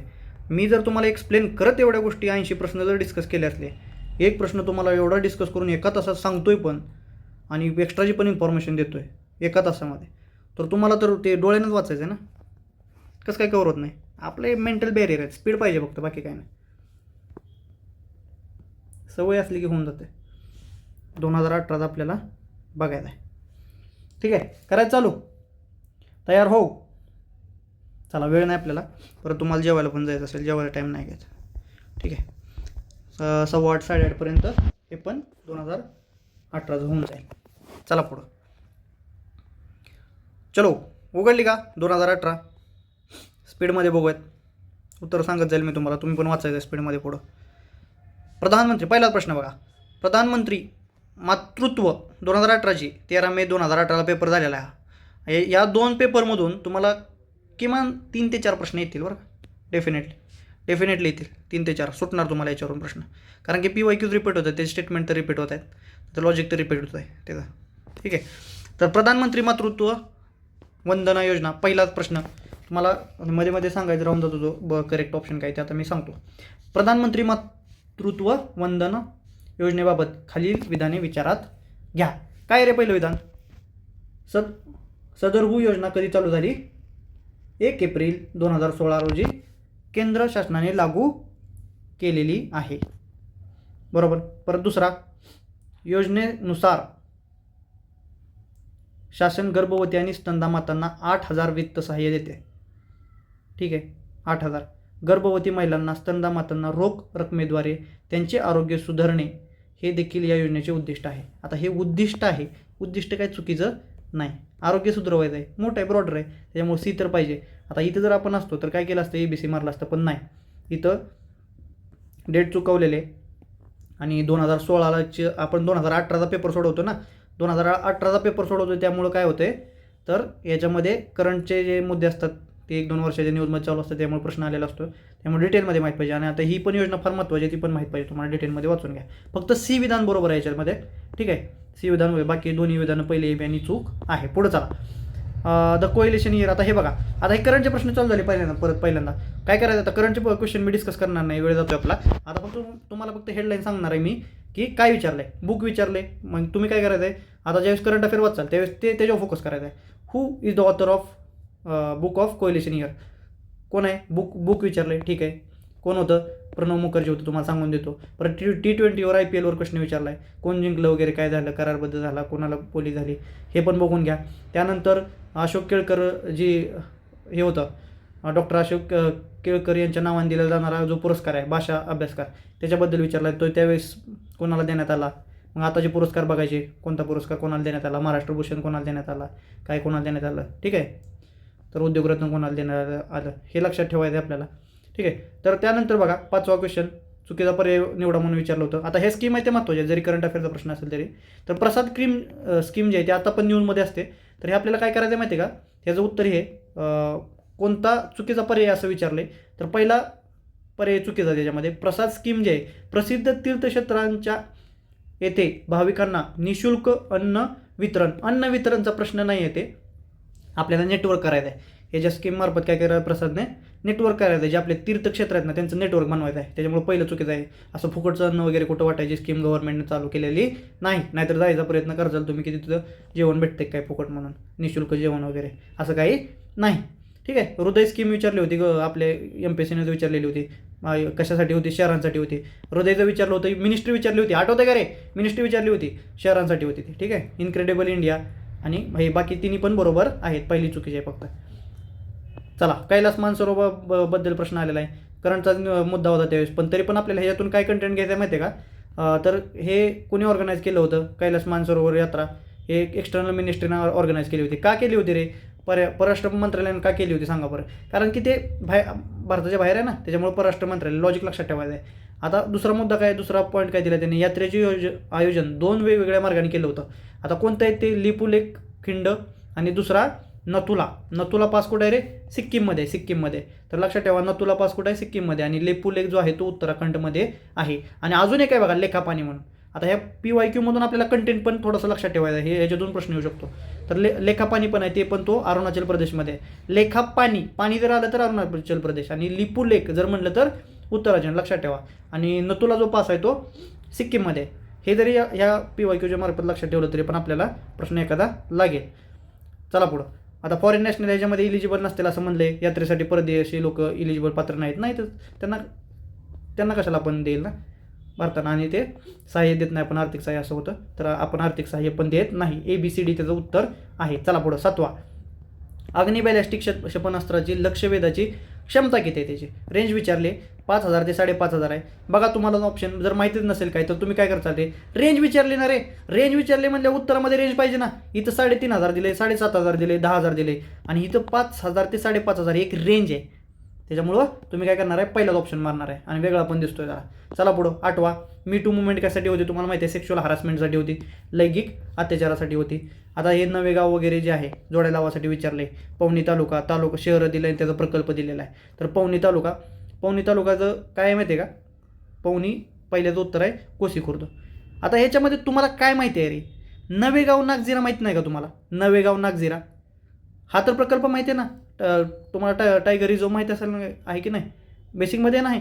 नवेगाव नागझिरा सीचं एक लावा बरं, सीचं एक लावा बरं. लावलं काय? एक डायरेक्ट उत्तर आहे पहिलाच ऑप्शन. म्हणजे सगळं माहिती असावं असं आहे का? नाही. नवेगाव नागझिरा जर माहीत असेल तुम्हाला. आता नागझिरा कोण म्हणतं का? डायरेक्ट नवेगाव नागझिराच म्हणतो ना आपण. व्याघ्र प्रकल्प आहे तो, टायगर रिझर्व आहे तो, त्याच्यामुळे डायरेक्ट उत्तर येते. ठीक आहे, सगळंच माहिती असावं असं नाही. आता बांबू संशोधन केंद्र जे आहे ते कुठं आहे रे? चिचपल्लीला आहे. अजून पण लक्षात ठेवा, चिचपल्लीला आहे बी. आणि नवेगाव नागझिरा बघितला पण नागपूरला काय आहे? आता मला सांगा, लॉजिकचा भाग आहे, मेट्रो कुठे असणार आहे रे? नागपूरमध्येच असणार आहे ना. माझी मेट्रो नागपूरमध्येच असणार आहे. त्याच्यामुळे डीला 3 लावलं तरी पण तुम्ही 2 ऑप्शनमध्ये जाता आणि पहिलं त्याचं उत्तर आहे. चला पुढं. 10वा काय विचारला आहे प्रश्न? महाराष्ट्र राज्य महिला आयोगाचे कोणते कार्य महत्त्वाचे आढळते? आता काय विचारले? कार्य विचारले ना. काय कार्य आहे बघा. राज्यातील स्त्रियांच्या, आता हाच विचारलेला बघा. आता MPSC 2025ला प्रश्न आला होता ना, आला होता की नाही? महिला आयोगाची कधी स्थापना झाली? आलेला प्रश्न. चुकले का? बरेच जण चुकले असतील. तर त्याची स्थापना 1992ची होती. कायदा जरी 1990चा असेल तरी पण स्थापना मात्र 1992ची होती. राज्यातील स्त्रियांच्या सक्षमीकरणाच्या प्रगतीचे मूल्यमापन करणे. पहिलं बरोबर आहे, मूल्यमापन करायचं आहे प्रगतीचं. काय काम आहे महिला आयोगाचं? रुपालीताई चाकणकर काय काम आहे? आणि सेंटरला कोण आहेत रे? विजया रहाटकर. तर बघा, त्या पण महाराष्ट्राच्या आहेत. आणि दुसरा काय आहे? संविधानाच्या अनुच्छेद 38, 39, 49, 42 या अंतर्गत केलेले निर्देशक जे आहेत ती तत्त्वे अंमलात आणायची. बरोबर आहे, काय चुकीचं आहे? आणि राज्य विधानसभा व स्थानिक स्वराज्य संस्था यांच्या महिलांच्या निवडणुका घेणे. अरे हे कधी ऐकलंच नाही मी. आणि मग इलेक्शन कमिशनचं काम काय? मग इलेक्शन कमिशन ह्यांनी जर निवडणुका घ्यायला लागले महिला आयोग, तर इलेक्शन कमिशन काय करणार? तर हे सी चुकीचं आहे. त्याच्यामुळं ए आणि बी त्याचं फक्त उत्तर आहे, 2 नंबर ऑप्शन. चला, अवनी चतुर्वेदी त्यावेळेचा प्रश्न आहे, करंट अफेअरचा सोडून द्या. चला पुढं. ठीक आहे. त्यानंतर 12वा क्वेश्चन आहे, तो पण करंट अफेअरचा होता, पण तो पण लक्षात ठेवा. दारिद्र्य रेषेखालील श्रेणीतील ज्येष्ठ नागरिकांसाठी भौतिक साधने आणि सहाय्यक साधने उपलब्ध करून देण्यासाठी केंद्र शासनाची कोणती योजना आहे? तर वयोश्री योजना होती. 13वा क्वेश्चन तो पण करंटचा आहे, सोडून द्या. चला पुढं. गरोदर स्त्रिया त्यांच्यासाठी पण करंटचा कोणती तरी योजना विचारली होती. KCR किट नावाची योजना तेलंगणात चालू केली होती, त्यावेळेचं करंट आहे. 15वा क्वेश्चन त्यावेळेचं करंट आहे. चला पुढं. आता हा प्रश्न स्टॅटिकचा आहे. 15व्या क्वेश्चनपासून पॉलिटी चालू झालं. पॉलिटीचे प्रश्न बघा. जिल्हा परिषद, आता हे तुम्हाला माहिती नसेल, याला ॲज अ कंटेंटचा पार्ट म्हणून घ्या. काय कंटेंटचा पार्ट म्हणून घ्या. जिल्हा परिषद अंतर्गत विविध समित्या आणि रचना, त्याचा आर्टिकल काय आहे? तर 78 आर्टिकल आहे. महाराष्ट्र जिल्हा परिषद व पंचायत समिती अधिनियम 1951 ह्या कायद्यानुसार ज्या गोष्टी दिल्यात त्या कलम ते जे विचारले आहेत त्यांनी. ठीक आहे. तर आपल्याला माहिती आहे ग्रामपंचायतचा ॲक्ट आहे, ते कोणता आहे? बॉम्बेचा जो ॲक्ट आहे तो. पण 3 ॲक्ट महत्त्वाचे तुम्हाला बरं का या वर्षीसाठी. तर ते स्टॅटिकमध्ये बघून घ्या. जिल्हा परिषद अंतर्गत विविध समित्या व रचना, त्याचं 78 आर्टिकल आहे. पहिल्याला दुसरा, त्याचं पर्याय उत्तर 2 आहे. डायरेक्ट उत्तर सांगतो मी तुम्हाला. गट विकास अधिकाऱ्याची नेमणूक हे 97 आर्टिकल आहे.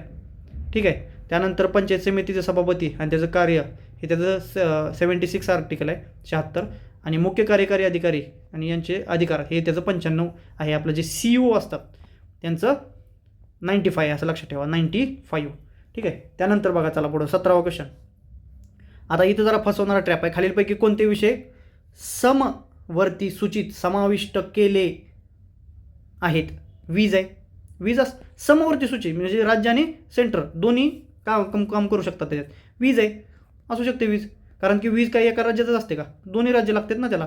कुठेही जाते वीज. महाराष्ट्रातून गुजरातवरून राजस्थान. ठीक आहे. तर वीज पाहिजेच समवर्ती सूचीमध्ये. विवाह घटस्फोट पाहिजे ना, विवाह घटस्फोट समवर्ती सूचीत केंद्राला पण कायदे बनवता आले पाहिजे. त्यानंतर बघा, वजन मापे आणि त्यांच्या मानकाची स्थापना. इथं मात्र ट्रॅप होता. इथं काय ट्रॅप होता रे? इथं जे आपण 42वी घटना दुरुस्तीने आपल्याला माहिती आहे, जे की 5 सब्जेक्ट आपण ट्रान्सफर केले होते, वजन मापे वगैरे. तर हे त्याच्यामध्ये मानकांची स्थापना आहे ते नाही आहे त्याच्यामध्ये फक्त काय वजन आणि मापे एवढंच दिलेलं आहे. जर मानकांची स्थापना असतील, स्टँडर्ड सेटिंग जर असेल, ते मात्र अजून पण सेंट्रलच्या गव्हर्नमेंटच्या लिस्टमध्ये. हा फार महत्त्वाचा मुद्दा आहे, लक्षात ठेवा. त्याच्यामुळे सी येणार नाही कॉन्करंट लिस्टमध्ये, म्हणजे समवर्ती सूचीमध्ये. सी गेला तर आपला डायरेक्ट उत्तर येते ABD. पण हे तुम्हाला माहिती पाहिजे होतं आणि हे PYQचं ॲनालिसिस केल्यानंतर तुम्हाला क्रिस्टल अँड क्लिअर होऊन जाईल. चला 18. त्याच्यामुळे आणि कामगार संघटना तर येत आहेतच. ABD उत्तर आहे त्याचं 17. 3 नंबर. 18 आला का आयोगावर प्रश्न, पण इथं अयोग्य विचारलं आहे. आता आयोग एवढे महत्त्वाचे आहेत ना, 100% प्रश्न येतो, 100% दरवर्षी प्रश्न आहेत आयोगावर. तर मग ते कोणता पण आयोग असू द्या. आता अयोग्य विचारलं आहे, चुकीचं विचारलं आहे. मागासवर्गीय राष्ट्रीय आयोग ही वैधानिक संस्था आहे. आता वैधानिक संस्था आहे का रे, वैधानिक संस्था आहे का? आता ती कॉन्स्टिट्युशनल बॉडी झाली. आता जर विचारलं आहे तर आता हे कॉन्स्टिट्युशनल बॉडी झालेली आहे, त्याच्यामुळं 104वी घटना दुरुस्ती तुम्हाला आठवत असेल. जर आता जर प्रश्न आला आता तर काय आहे, आता जर प्रश्न आला तर काय होणार, तर हे पण विधान चुकीचं आहे. वैधानिक संस्था नाही आहे ती. आता काय आहे ती, आता ती कॉन्स्टिट्युशनल बॉडी आहे, संविधानिक संस्था आहे. त्याच्यामुळं आपण 2018चा प्रश्न आहे, त्यामुळं आता ते तेवढं समजून घ्यायचं आपण. ठीक आहे. तर हा आयोग गृह खात्यात काम करतो. गृह खात्यात काम करतो का रे मागासवर्गीय आयोग? चुकीचं आहे, चुकीचं आहे. गृह खात्याचा काय संबंध नाही, सोशल जस्टिसची मिनिस्ट्री असते त्याला. त्याच्यामुळं बी चुकीचं आहे. बी कुठं आहे रे, बी आता बी कुठं आहे, दुसऱ्या ऑप्शनमध्ये आणि पहिल्या पण ऑप्शनमध्ये. ठीक आहे. आणि तिसऱ्या ऑप्शनमध्ये 3 नंबरचा ऑप्शन गेला. ह्या आयोगाला इतर मागास वर्गातील व्यक्तीच्या तक्रारीमध्ये लक्ष देऊन सोडवण्याचे अधिकार देणे एवढे सक्षम करण्यात आलेले नाही. मला सांगा, बरोबर आहे ना? तुम्ही ओबीसीचं जर काम करताय तर ओबीसीचंच करा ना, SC STचं कशाला काम करताय? त्यांच्यासाठी वेगळा आयोग आहे ना आपल्याकडं. त्यामुळे हे स्टेटमेंट बरोबर आहे. आयोगाची स्थापना 1990 साली झाली आहे. जरी मंडल कमिशन आलेलं असलं तरीसुद्धा 1993ला मात्र याची स्थापना आहे. त्यामुळे डी चुकीचं आहे, लक्षात ठेवा. सगळे आयोग लक्षात ठेवा, चुकायचं नाही. माइंडमध्ये क्लिअर करून ठेवा कोणते कोणते आयोग आहेत ते. ठीक आहे. तर 1990ची स्थापना नाही, बी आणि डी चुकीचं आहे. आणि आताची जर कंडिशन म्हणलं तरी वैधानिक संस्था पण नाही, संविधानिक आहे. ABD उत्तर पाहिजे, पण ते ऑप्शनमध्ये नाही आहे. पण आता कोणते कोणते आयोग लक्षात ठेवणार तुम्ही? आता विचारलेला MPCनं महिला आयोग 1992ची स्थापना, 90चा कायदा. आता परत अल्पसंख्याकांचं पण लक्षात ठेवा. अल्पसंख्याकांचा कायदा कधीचा आहे? 92चा कायदा. 93ला स्थापना आहे अल्पसंख्याकांच्या कमिशनची. आणि जे बाल जे आहे, चाइल्डचं जे कमिशन आहे, तर ते कायदा 2005चा आणि स्थापना 2007ची. आता हे बरेच जण सलग एका खाली एकच प्रश्न आले होते बघा आता या पेपरला, आणि इथून पुढं पण येतील पेपरला. ठीक आहे. तर हे आयोग आणि डेट लक्षात ठेवा. महिला म्हणलं तर 92, अल्पसंख्याक म्हणलं तर 93 काय, आणि चाइल्डचं म्हणलं तर 2007, आणि OBCचं म्हणलं तर 1993. हे सगळे क्लिअर झाले. 1993ला 2 आले, अल्पसंख्याक आणि OBC सोबतच पकडून चाला यांना. ठीक आहे. बाकी लक्षात राहतील तुमच्या. चला पुढे 19वा प्रश्न, सोबत आपण कंटेंट पण सांगतोय त्यामुळे थोडासा वेळ जातोय. चला, खालील विधाने विचारात घ्या. उच्च न्यायालयात प्रलंबित कामे असतील तर 2 वर्षापेक्षा जास्त नसलेल्या तात्पुरत्या काळासाठी राष्ट्रपतीस उच्च न्यायालयात अतिरिक्त न्यायाधीश नेमण्याचा अधिकार आहे. काय प्रॉब्लेम आहे जर कामं प्रलंबित असतील तर? जेव्हा मुख्य न्यायाधीश व्यतिरिक्त उच्च न्यायालयाच्या कायमस्वरूपी न्यायाधीशाच्या तात्पुरत्या अनुपस्थितीमुळे अथवा तो आपल्या पदाची कामे करू शकत नाही, तेव्हा राष्ट्रपती उच्च न्यायालयातील प्रभारी न्यायाधीश नियुक्त करू शकतो. आपण बघितलेलं आहे स्टार्टिंगमध्ये. आणि अतिरिक्त न्यायाधीश असो वा प्रभारी न्यायाधीश असो, त्याचं वय 65 पूर्ण झाल्यानंतर तो पदावर राहू शकत नाही असं म्हणले. पण मला सांगा रे, जर आपण बघितलेलं याच्यामध्ये प्रभारी जर असेल किंवा अतिरिक्त असेल तर ते रिटायर पण माणसं बोलवतो ना आपण. 65व्या वर्षी जरी ती रिटायर झाली तरी पण माघारी बोलवतो. त्यामुळे आपण पदावर राहू शकत नाही असं म्हणले. हे चुकीचं स्टेटमेंट आहे. ए आणि बी फक्त उत्तर द्यायचं बरोबर आहे. चला 20वा, खालीपैकी कोणत्या कारणास्तव राज्य भाषण, फंडामेंटल राईटवर प्रश्न आहे, थोडा डिटेल प्रश्न आहे. राज्य भाषण अभिव्यक्ती स्वातंत्र्यावर वाजवी 19(1)(a) वाजवी बंधने घालू शकते. काय रे, न्यायालयाचा अवमान. हो, जर न्यायालयाचा अवमान केला तर तुमचं freedom of speech contempt of court लागतो ना तुमच्यावर. ए पाहिजे उत्तरामध्ये. त्यामुळं दुसरा ऑप्शन कटला. बघितला खाली. अल्पसंख्याकांचे संरक्षण. अल्पसंख्याकांच्या संरक्षणामध्ये बघा काय संबंध आहे रे अल्पसंख्याकांच्या संरक्षणावर आणि 19 आर्टिकलचा काय संबंध? वाचले का तुम्ही कधी? बरं ठीक आहे, माहिती नाही. परदेशांचे मित्रत्व संबंध हे पण वाचलेलं आहे आपण. भारताचे सार्वभौमत्व अखंडत्व फार महत्त्वाचा मुद्दा आहे. सभ्यता किंवा नीतिमत्ता, नाहीतर एखाद्याला शिवाय देत चालू करताल तुम्ही. ठीक आहे. तर ते पण चालणार नाही. तुमच्या अभिव्यक्तीचं स्वातंत्र्य म्हणून मला येऊन तुम्ही शिवाय देसाल किंवा मी तुम्हाला येऊन शिवाय देईल, त्रास चालणार आहे का? सभ्यता आणि नीतिमत्ता पण टिकवली पाहिजे. त्याच्यामुळं ए आणि ई उत्तरामध्ये पाहिजे असं 2 ठिकाणी. आणि हे अल्पसंख्याकांचे संरक्षण आहे ते फक्त नाही आहे, ते काढलं तर बाकी ACDE याचं उत्तर आहे. 20चं 3. चला पुढं 21 चुकीचं विधानच विचारलेलं आहे इथं पण. विधिमंडळामध्ये प्रलंबित असलेले विधिमंडळाबद्दल आहे. विधेयक सभागृहांची सत्र समाप्ती झाल्यानंतर रद्द होत नाही होत. विधान परिषदेत प्रलंबित असलेले जे विधेयक विधानसभेने मंजूर केलेले नसेल ते विधानसभेचे विसर्जन झाले असता रद्द होत नाही. हे पण होत नाही. ते बरोबर आहे स्टेटमेंट. हे पण जे विधेयक नीट वाचा. विधेयक विधानसभेत प्रलंबित असेल किंवा विधानसभेकडून मंजूर होऊन विधान परिषदेत प्रलंबित असेल, ते विधेयक विधानसभेचे विसर्जन झाले तर रद्द होते. बरोबर आहे. जर तुम्ही इकडून इकडं पाठवलं असेल कुठं आणि विधानसभा जर बरखास्त झाली तर काय होतं, ते रद्द होतं. त्याच्यामुळं सगळे बरोबर आहेत, यापैकी नाही त्याचं उत्तर आहे. आता प्रौढ मताधिकार कधी आला, हा बाउन्सर क्वेश्चन होता. ज्याला येईल त्याला येईल, चुकून बरोबर येतो असा प्रश्न. तर बघा, तर याच्यामध्ये कॉमन फॅक्टर बघायचा. आता हा बाउन्सर आहे, कोणाला माहिती आहे रे, कोणाला माहिती आहे प्रौढ मतदानाचा अधिकार श्रीलंकेला कधी आला आहे, मलेशियाला कधी आला आहे, का माहिती आहे कोणाला? ठीक आहे, कोणाला माहिती नाही. मग त्याच्यात मग अजून एक फक्त लॉजिक लागतं आहे काय, तर ही दक्षिण आफ्रिका आहे, ते रिसेंटली हे झालेलं आहे. तर त्याच्यामध्ये पण त्यांना आता रिसेंटली हे ब्लॅक मुवमेंट जे होते त्या गोष्टी, तर ठीक आहे ते रिसेंटली. पण ते लॉजिक जर कोणाला माहीत नसेल तरी पण ऑप्शनमध्ये बघा, पहिल्या आणि दुसऱ्या ऑप्शनमध्ये बघितलं तर बी ऑप्शनला साम्य, डी ऑप्शनला साम्य 4-4 2-2 आहे का? तसं कोणत्या ऑप्शनला आहे का? परत अजून सी ऑप्शनला 2-2 दिले खाली तिसऱ्या आणि चौथ्यामध्ये. पण मोर डॉमिनंट कोणते ऑप्शन राहतील? गोल करा तिथं असेल तर, किंवा मग लक्ष द्या 4-4 2-2 आणि 2-2 खाली 1-2 काय 1-2 ऑप्शनला 2 ठिकाणी साम्य, बी ऑप्शनला आणि डी ऑप्शनला. त्याच्यामुळं मारताना कधी पण कॉमनवालेच मारून द्यायची 1 आणि 2मध्ये. तर हे उत्तर 2 आहे. ठीक आहे. आता हे काय माहीत नव्हतं कोणाला, लक्षात ठेवा. श्रीलंका 1931 आहे, 1ला 3 उत्तर आहे, 1ला 3. परत 2ला काय 1955 मलेशिया, त्यांना प्रौढ अधिकार भेटला. ऑस्ट्रेलिया 1962 आणि दक्षिण आफ्रिका रिसेंटली 1994. माहीत नसेल तर आता लक्षात ठेवा, असा प्रश्न येणार नाही, जरी आला तरी चुकायला नको. 23. आता हे काय विचारले, अनुच्छेद विचारलेत, अयोग्य जोडी ओळखा विचारली, इनकरेक्ट स्टेटमेंट. तर 343 जे आहे ते संघाची अधिकृत भाषा संबंधित आहेत आणि भाषेचा मुद्दा का असतोय, प्रश्न यावर्षी पण येईल, तुम्हाला सांगतो मी. 343 संघाची अधिकृत भाषा, संघाची युनियनची, बरोबर आहे स्टेटमेंट. त्याच्यामुळे अयोग्य जोडी विचारली, त्याच्यामुळे हे पर्याय येणार नाही. ए चुकीचं आहे. ठीक आहे, ए आणि तिसरा ऑप्शन जातोय बी, सी आणि बी. ठीक आहे. तर आता बघा, हे काय केले 345 आणि 348 आहे ना, ते त्यांनी स्वॅप मारलेलं आहे. कसं केलं, 345 आहे ते तिथं काय दिलं आहे, ते घटक राज्यांची अधिकृत भाषा दिलेली आहे 345मध्ये. आणि 348मध्ये सर्वोच्च न्यायालय आणि उच्च न्यायालय कायदे विधेयकसाठी वापरण्याची मागणी केलेली आहे. सर्वोच्च न्यायालय म्हणलं तर 348, 345 म्हणलं तर राज्य, तर ते स्वॅप केलेलं आहे. 351 तर तुम्हाला माहितीच आहे की रे, काय प्रॉब्लेम आहे. 351 हिंदी भाषेच्या विकासाचे निर्देश, आणि 350 पण तुम्हाला माहिती आहे, मायनॉरिटी भाषेसाठी ऑफिसर जे असेल लिंग्विस्टिक. ठीक आहे. तर ते पण आर्टिकल सगळे पाठ पाहिजेत तुम्हाला. त्याचं उत्तर काय, बी सी उत्तर आहे, incorrect statement, B C swap मारल्यामुळं. चला 24चा काय विषय बघा. पहिलं काय म्हणलं इथं, या कोणते महानगर क्षेत्र नियोजन म्हणजे काय, मेट्रोपॉलिटन प्लॅनिंग कमिटी. तुम्ही सिटीमध्ये राहतात असाल, तुम्हाला जर महानगर क्षेत्र नियोजन समितीत माहीत नसेल तर कशाला सिटीमध्ये राहता तरी तुम्ही माहीत पाहिजे ना. चला, या समित्यांची रचना आणि सदस्यांची निवडीची पद्धत ठरवण्याचा अधिकार राज्य शासनाला असतो. कारण की आपल्याला माहिती आहे, हा राज्याचाच घटक आहे, जे लोकल बॉडीचे इलेक्शन आहेत आपल्या महाराष्ट्रामध्ये आता चालू आहे बघा, धुमाकूळ एकदम. ठीक आहे. तर हे बघा, हे राज्य शासनाचा अधिकार असतो, ते तुम्हाला माहिती आहे. या समित्यांवर केंद्र शासन, राज्य शासन आणि इतर संस्थांना प्रतिनिधित्व देण्यासाठी राज्य शासन तरतूद करू शकतं ना रे. राज्य शासन काही करू शकतं ना, कारण त्यांच्या अधिकाराच्या क्षेत्रामध्ये दिलेलं आहे. ह्याच्यापैकी चुकीचं विचारलं आहे.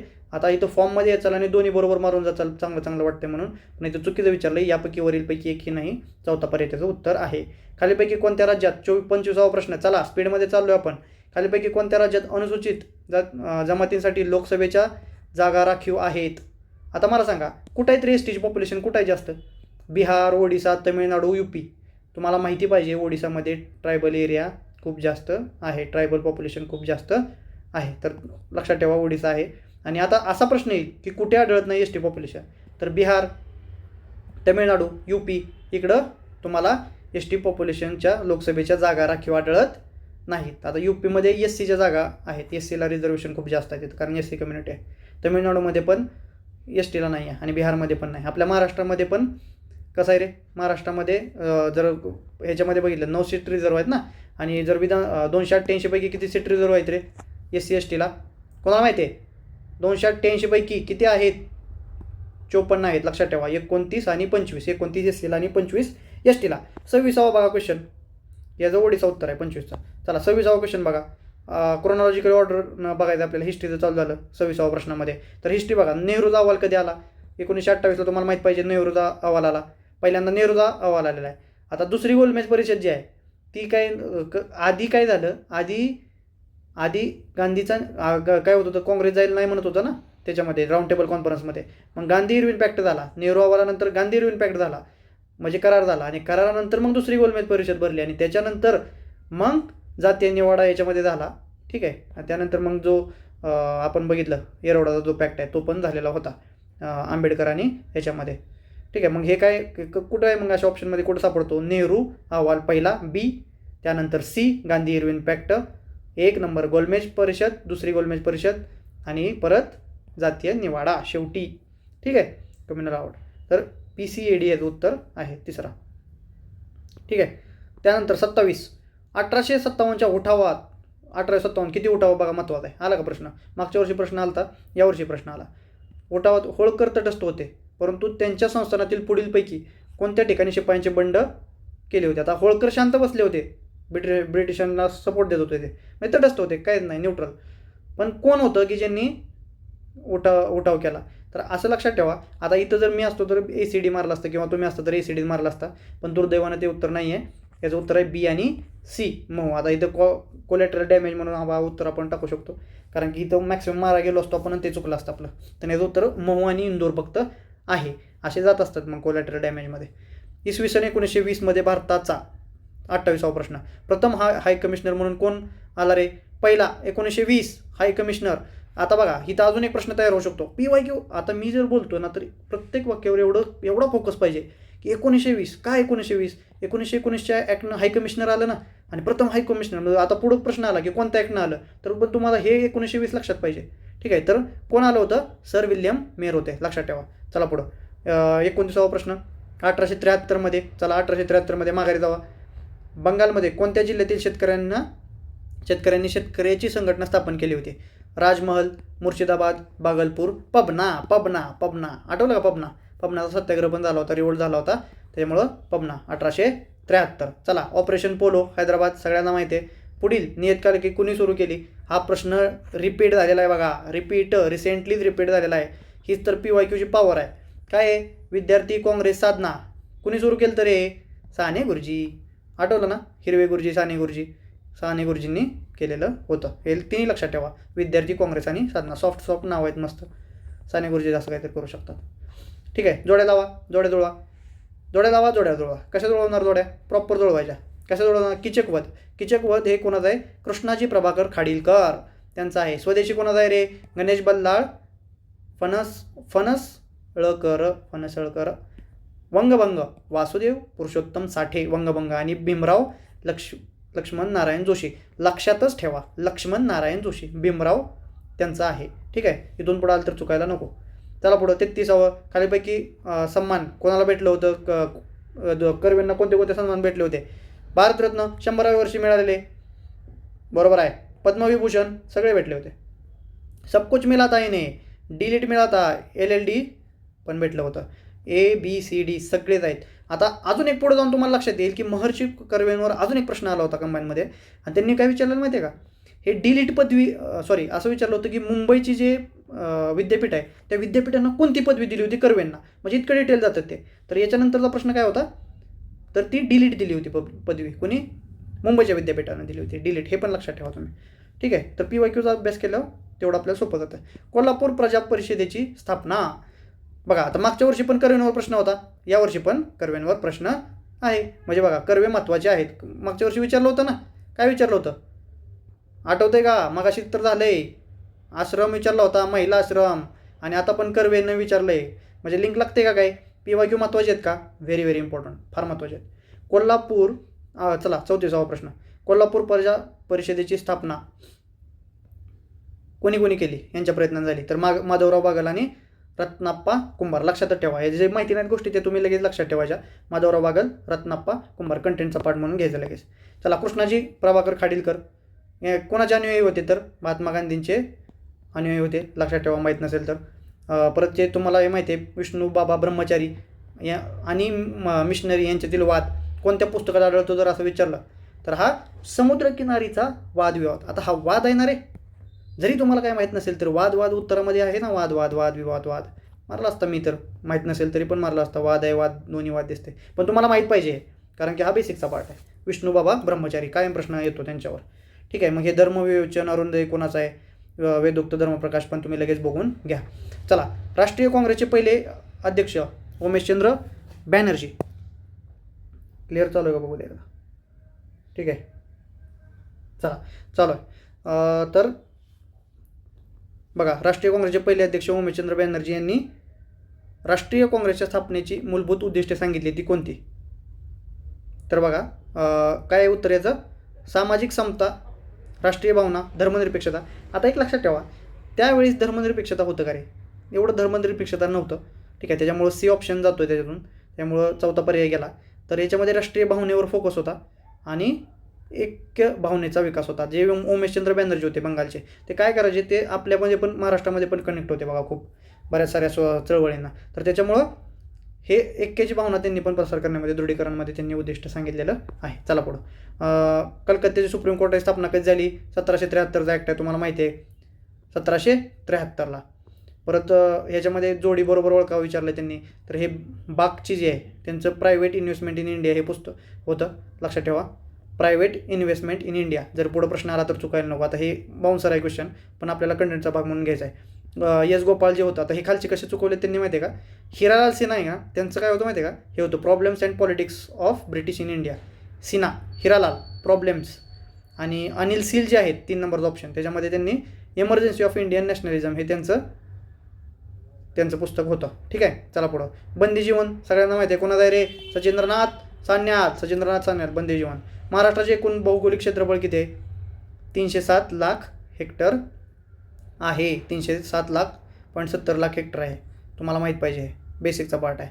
आणि महाराष्ट्राचं किती पर्सेंट आहे का, मागच्या वेळेस पण प्रश्न होता बघा, महाराष्ट्राचे एकूण भौगोलिक क्षेत्रफळ त्यामध्ये होतं 9.36 वगैरे. ठीक आहे, ते पण आपण 13 म्हणलं होतं, आठवते का. लगेच तसेच प्रश्न आहेत ना कंटिन्युअसली, म्हणजे खूप जास्त फपट वाचत बसायचा नाही, याचा नक्कीच आपल्याला फायदा होणार आहे पुढं जाऊन.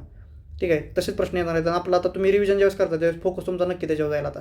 ठीक आहे, तर 307 भौगोलिक क्षेत्र, तर किती आहे ते भारताच्या 9.29 किंवा 9.36 आहे. कोकण रेल्वेमुळे मुंबईचे 307 आहे उत्तर याचा, 307.70 लाख हेक्टर महाराष्ट्राचे एकूण. तर कोकण रेल्वेमुळे मुंबई ते कोचीन दरम्यान अंतर 513 किलोमीटरने कमी झालं, 513 पहिलं उत्तर आहे त्याचं. ठीक आहे, which of the following river is not part of Godavari basin, खालीपैकी कोणती नदी गोदावरी खोऱ्याचा भाग नाही. तर ही भातसा बघितली होती बघा मगाशी, तर ही ठाण्यामध्ये आहे. ठीक आहे, ठाण्यामध्ये भातसा तानसा म्हणलेलं का, आलं का PYQ जाऊ, उपयोग झाला का, PYQ उपयोग झाला का, ठाण्यामध्ये आहे ना. आणि गोदावरी नदी काय ठाण्यामध्ये आहे का, नाही ना. मग ती खोऱ्याचा भाग नाही विचारले, नाही म्हणल्यावर भातसा येणार, भातसा तानसा. मी तुम्हाला म्हणलेलं भातसा तानसा फार इम्पॉर्टंट आहे, आणि ते पुढं पण आले बघा, कंटिन्युअसली प्रश्न आहे त्या भातसा तानसावर, सारखाच प्रश्न येतो, लक्षात ठेवा ते ठाण्यामध्ये. ठीक आहे, तर आता हे मांजरा, प्रवरा, तेरणा, तर हे सगळ्या गोदावरीचा भाग आहेत. 44वा प्रश्न बघा, गुजरातचं प्रमुख बंदर कांडला आहे, माहिती आहे, ह्याच्या वेळ घालवाय नको. परत जागतिक वारसा अजंठा लेणी माहिती आहे तुम्हाला. आणि तलाव सिंचन सगळ्यात जास्त कुठं आहे तर आंध्र प्रदेशमध्ये. आणि महाराष्ट्रामध्ये विकतची ट्रिक लक्षात ठेवा, विकत म्हणजे काय रे, आपल्यामध्ये विहिरी जास्त आहेत, त्यानंतर कालवा, त्यानंतर तलाव, विकत. आणि हे जर तलाव म्हणलं सिंचन कुठं आहे रे, आंध्र प्रदेशमध्ये जास्त आहे. चला पुढं. त्यानंतर गोमित, पारधी, भिल्ल. आता बघा ट्रायबवर प्रश्न येतो का, सारखा प्रश्न येतो ट्रायबवर कंबाईनला, तर लक्षात ठेवा गोमित, पारधी, भिल्ल. आला का भिल्ल, इथं पण भिल्ल आले ना, आले की नाही, कंटिन्यू प्रश्न आहे. ठीक आहे, एक सेकंड, हां कंटिन्यू प्रश्न आहे. ठीक आहे, तर बघा आता ह्यांचं काय विचारलं आहे, कोणत्या जिल्ह्यात आढळतात असं विचारलं आहे. तर अकोला, बुलढाणा, धुळे, एक मिनिट सॉरी, हां अकोला, 47वा प्रश्न चालू आपला. तर अकोला, बुलढाणा, धुळे आणि ठाणे. आता मला सांगा, भिल्ल, पारधी, गोमित आपण मागच्याच वेळेस बघितलं, ठाण्याचा काय संबंध येणार आहे का रे भिल्लांचा, तिथं वरली वगैरे ट्राईब आहे ना, आपण बघितलं होतं वरळीचे मागच्या वेळेस होतं, वारली वगैरे. तर ठाणे, ते ठाणे गेला, राहिले अकोला, बुलढाणा, ठाणे, धुळे. आता मला सांगा, हे धुळे जे आहे, धुळे नंदुरबार फार जवळ आहे, आणि भिल्लांचं आपल्याला माहिती आहे ते गुजरातच्या साईडला पण खूप जास्त आहे, बरोबर. त्याच्यामुळे धुळे उत्तर पाहिजे. पण जर असं जर डोकं नाही लागलं तुमचं, तर एक लक्षात ठेवा, अकोला आणि बुलढाणा जवळ आहे. जर अकोल्यामध्ये एखादी ट्राईब असेल, पारधी, गोमित, भिल्ल, तर ती बुलढाण्यामध्ये असेल, आणि तसं ऑप्शनमध्येच नाही आपल्या, आणि धुळेच बाजूला जाते, मग कायम धुळे उत्तर मारून द्यायचं, कारण ते नंदुरबार वगैरे वरच्या बाजूला, जर मॅप रिडिंग चांगला असेल तर. ठीक आहे, तर ह्याचं धुळे उत्तर आहे. तर 2011च्या जनगणनेनुसार ST लोकसंख्येत महाराष्ट्रात कोणत्या जिल्ह्यामध्ये आढळते रे, SC अनुसूचित जाती, तर कुठं आढळते, पुण्यामध्ये आढळते. आणि एस टीची पॉप्युलेशन कुठं आढळते रे सगळ्यात जास्त? कोणाला माहिती आहे? ठाण्यामध्ये आढळते. ठाणे आणि सगळ्यात कमी कुठं आढळते? सिंधुदुर्ग आढळते. लक्षात ठेवा, सिंधुदुर्ग, ठाणे. सिंधुदुर्गची एस टी ठाण्यात जाते असं लक्षात ठेवा. आणि त्यानंतर ठाणे आणि पालघर वेगवेगळे झाले ना, तर ते लक्षात ठेवा. आणि एस सीची पॉप्युलेशन सगळ्यात जास्त पुण्यामध्ये. आणि एक महत्त्वाचं आहे, तुम्ही जरी पुण्यात कुठून, आता मला माहीत नाही कुठून लेक्चर करताय तुम्ही, तरी पण पुण्यामध्ये सगळ्यात जास्त अशिक्षित लोक आहेत. हे पण एक महत्त्वाचं मत आहे. भारताची पहिली पंचवार्षिक योजना कधी आहे तुम्हाला माहिती आहे? 1951 ते 56. महाराष्ट्राचा प्रमुख जल विभाजक सह्याद्री पर्वत. पहिला न्यूक्लिअर रिॲक्टर, पहिली अणुभट्टी अप्सरा आहे. लक्षात ठेवा, अप्सरा. त्यानंतर 52 जिल्हा विचारला, तालुका विचारले. नांदेड भोकर, जालना भोकरदन, बुलढाणा संग्रामपूर आहे, संग्रामपूर. आणि यवतमाळ उमरखेड आहे. डीला 3 आहे. ठीक आहे, त्यानुसार लावून घ्या कोणती जोड आहे ते. नांदेड भोकर आहे, जालना भोकरदन समोरासमोरच आहे. बुलढाणा संग्रामपूर आणि यवतमाळ उमरखेड. ठीक आहे. अमरावती. आता त्यानंतर बघा डोलोमाईट कुठं आढळतं तर यवतमाळ आणि रत्नागिरीमध्ये आढळतं. लक्षात तर ठेवायचं आहे, यवतमाळ आणि रत्नागिरीमध्ये डोलोमाईट आढळतं. वेळ कमी आपल्याकडं. ठीक आहे. तर अजून प्रश्न विचारतात की तुम्हाला ते बॉक्साईट कुठं आढळतं, तर कोकण किनारपट्टीला आढळतं, तुम्हाला माहिती आहे. ठीक आहे, बॉक्साईट. आणि हे जे आहे चुनखडे, ती कुठं आढळते रे? यवतमाळमध्ये चुनखडे आढळते, आपल्या त्या विंध्यान रेंजमध्ये. विंचू म्हणून ट्रिक आहे, लक्षात ठेवा. चला पुढं. 54 महाराष्ट्राचा पहिला पर्यटन जिल्हा कोणता आहे तर सिंधुदुर्ग आहे. आता आपण स्कुबा डायव्हिंग, करंट अफेअर माहीत असेल तर स्कुबा डायव्हिंग पण तिथं चालू केलेलं आहे. परत जालना जिल्ह्याच्या सीमा कोणत्या जिल्ह्याला जोडलेल्या आहेत? पहिलंच फक्त पर्याय बरोबर आहे, बुलढाणा, परभणी, बीड आणि औरंगाबाद. हा मॅप रिडिंगचा पार्ट आहे. जालना जिल्हा बुलढाणा, परभणी, बीड, औरंगाबाद. पहिला फक्त उत्तर आहे त्याचं, पहिला. ठीक आहे. तर 56वा प्रश्न बघा. 50 ते 2013 या काळात एकूण स्थूल म्हणजे जी डी पी उत्पादनामध्ये शेती क्षेत्राचा वाटा काय झाला रे? घटला आहे ना. शेती क्षेत्र जे आहे ते आपला सर्व्हिस सेक्टर खूप वाढायला लागलं, त्याच्यामुळं शेती क्षेत्राचा जो वाटा आहे तो कमी होत गेलेला आहे. चला 57 नंबरचं काय आहे रे? महाराष्ट्र राज्यातील कोकण विभागाला खालील क्षेत्रात शाश्वत तुलनात्मक लाभ आहे. काय म्हणलंय? मत्स्यपालन आणि फलोत्पादन. आता मत्स्यपालन कुठं असणार आहे? कोकणामध्येच असणार आहे, त्यामुळे डी पर्याय पाहिजे. आता इथं सी आणि डी पण तुम्ही मारू शकता, कॉपड उद्योग वगैरे, पण मोस्ट प्रोबेबली म्हणलं तर काय येणार आहे? मत्स्यपालन आणि फलोत्पादन, कारण की कोकण भाग आहे ना तो. ठीक आहे. चला पुढं. 58 नंबर. हे तुम्हाला माहीतच पाहिजे. महाराष्ट्र शासनाने 2013 केळकर समिती अहवाल प्रकाशित माहितीनुसार राज्यातील खालील समाज गटांची प्राचीन आदिवासी गट म्हणून गणना केली आहे. तर मकोका लक्षात ठेवा. मकोकाचा ट्रेक आता तो न्यूजमध्ये पण आहे काय. आता मकोका म्हणजे काय रे? मडिया गोंड, को म्हणजे कोलम आणि कातकरी, भिल्ल नाही आहेत त्याच्यामध्ये. ठीक आहे. प्राचीन आदिवासी गट म्हणून म्हणजे काय? Primitive tribal group, PVTG. ठीक आहे, लक्षात ठेवा. ठीक आहे. चला 59 नंबरचा प्रश्न. राजकीय, आता हे त्यावेळेसचा होता, करंटचा होता. चला पुढं, ह्याचं काही गरजेचं नाही. 60 नंबर करंट होता. चला 61 नंबर. लोकसंख्येच्या सिद्धांतानुसार 61 प्रश्न बघा. लोकसंख्या संक्रमण सिद्धांतानुसार दुसऱ्या टप्प्यात काय होतं रे? दुसऱ्या टप्प्यात, पहिल्या टप्प्यात काय होतं आणि दुसऱ्या टप्प्यात काय होतं? दुसऱ्या टप्प्यात लोकसंख्या एकदम स्पीडनं वाढत असते, माहिती आहे तुम्हाला. लोकसंख्या वेगानं वाढते, पहिलंच उत्तर आहे त्याचं. ठीक आहे. त्यानंतर हे काय करंटचा प्रश्न आहे 52चा, 62चा सोडून द्या. 63चा बघा. काय विचारलं त्यांनी? केंद्र सरकारच्या अगोदर राजकोषीय जबाबदारी कायदा म्हणजे FRBM जो ॲक्ट आहे, रिस्पॉन्सिबिलिटी लेजिस्लेशन आहे, ते कोणत्या राज्यानं आणलं होतं? तर इथं पश्चिम बंगाल सोडून बाकीनं आणलं होतं बघा. UP आणलं होतं. ABC उत्तर आहे त्याचं. ठीक आहे. मॅक्सिमम ऑप्शन मारून द्यायचं ABC, असं जर काय नाही आलं तर. उत्तर प्रदेश, पंजाब, कर्नाटक, केरळ आणि तमिळनाडू या सगळ्यांनी FRL जो ॲक्ट आहे तो कायदा काय केलेला होता गव्हर्नमेंटच्या आधी, आपला सेंट्रल गव्हर्नमेंटच्या आधी. ठीक आहे. तर आता बघा नियोजनाच्या 64 क्वेश्चन. नियोजनाच्या नंतरच्या टप्प्यामध्ये 1981 ते 2012 सरासरी स्थूल देशांतर्गत उत्पादन वाढीचा दर म्हणजे काय? GDP ग्रोथ रेट किती होता असं विचारले. तर मला सांगा, आपला GDPचा ग्रोथ रेट कायम 5-6-7च्या दरम्यान कायम राहिलेला आहे पहिल्यापासूनच. ठीक आहे. मध्ये सुरुवातीला कमी होता, पण ठीक आहे. तर त्या दरम्यान आहे, त्यामुळं 5च्या रेंजमध्येच उत्तर पाहिजे. मग आता रिस्क घ्या तुम्ही 5.9 किंवा 5.7मध्ये, तर 5.9 त्याचं उत्तर आहे. 64. 65 बघा.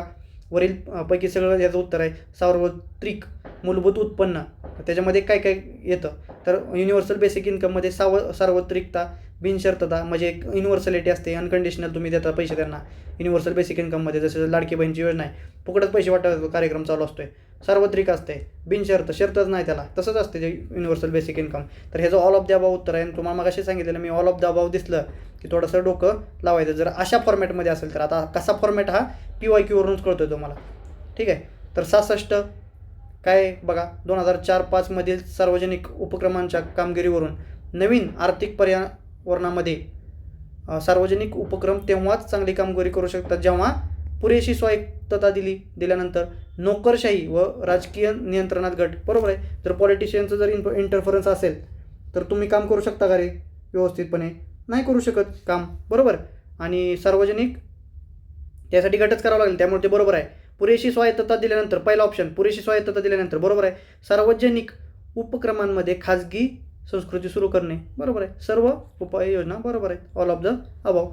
शेती क्षेत्रासाठीच्या असे प्रश्न चुकायचे नाहीत बरं का. हे जे पान आहे ते फ्री हिट आहे तुमचं, डायरेक्ट फ्री हिट पान आहे बघा.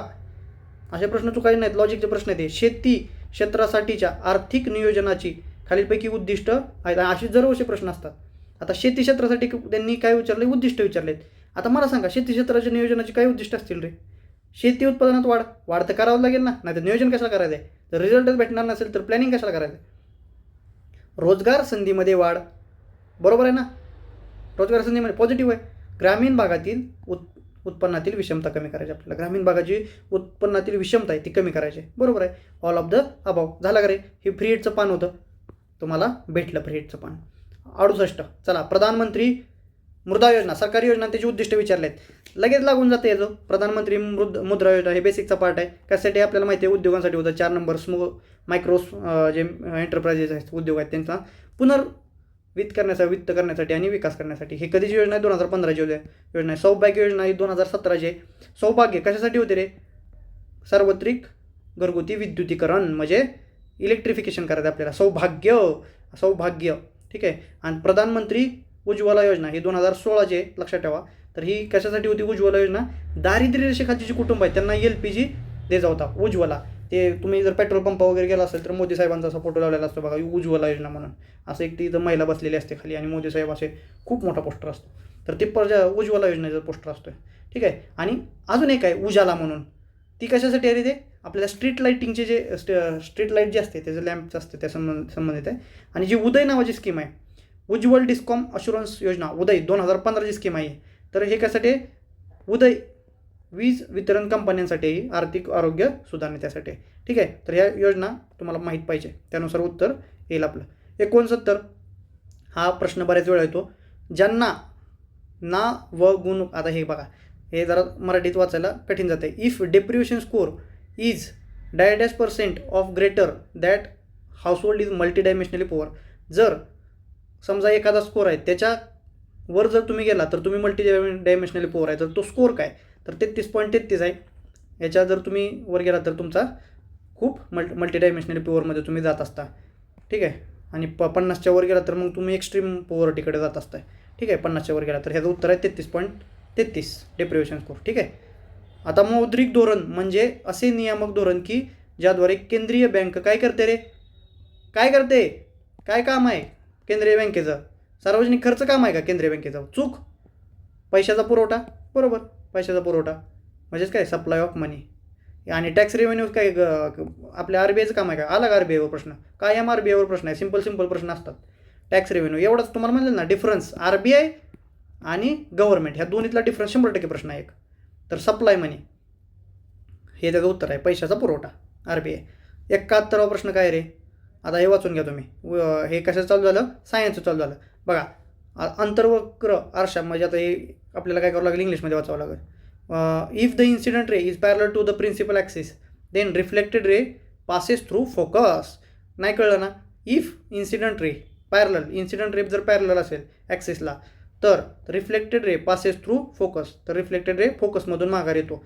पॅरलल असेल तर फोकसमधून जातो, पॅरलल असेल तर फोकसमधून जातो. लक्षात ठेवा. आता हे माहीत नाही म्हणलं तर लक्षात ठेवा, बरोबर आहे स्टेटमेंट.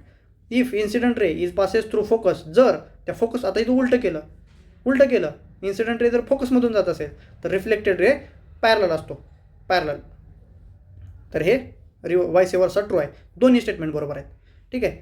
त्यामुळं एक आता समजा हे दोन्ही स्टेटमेंट काय आहेत, एकमेकांना कॉम्प्लिमेंटरी आहेत, त्याच्यामुळं एकतर दोन्ही बरोबर येणार आहेत, नाही तर दोन्ही चुकीचे येणार आहेत. तर मोस्ट प्रोबेबली आपण बरोबर घेऊन जातो, सकारात्मक विचार करतो आणि उत्तर मारून देतो. ठीक आहे. 71. 72 नंबरचा बघा. तर ह्याच्यामध्ये एक फॉर्म्युला आहे.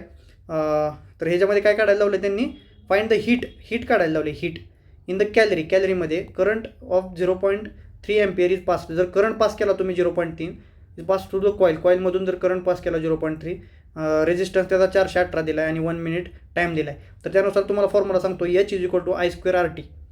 ह्याच्यानुसार तुम्हाला उत्तर काढायचं आहे. H=I²RT आणि त्याचं जूलचं कन्व्हर्जन परत ह्याच्यामध्ये करायचं, 4.18 भाग द्यायचा त्याला.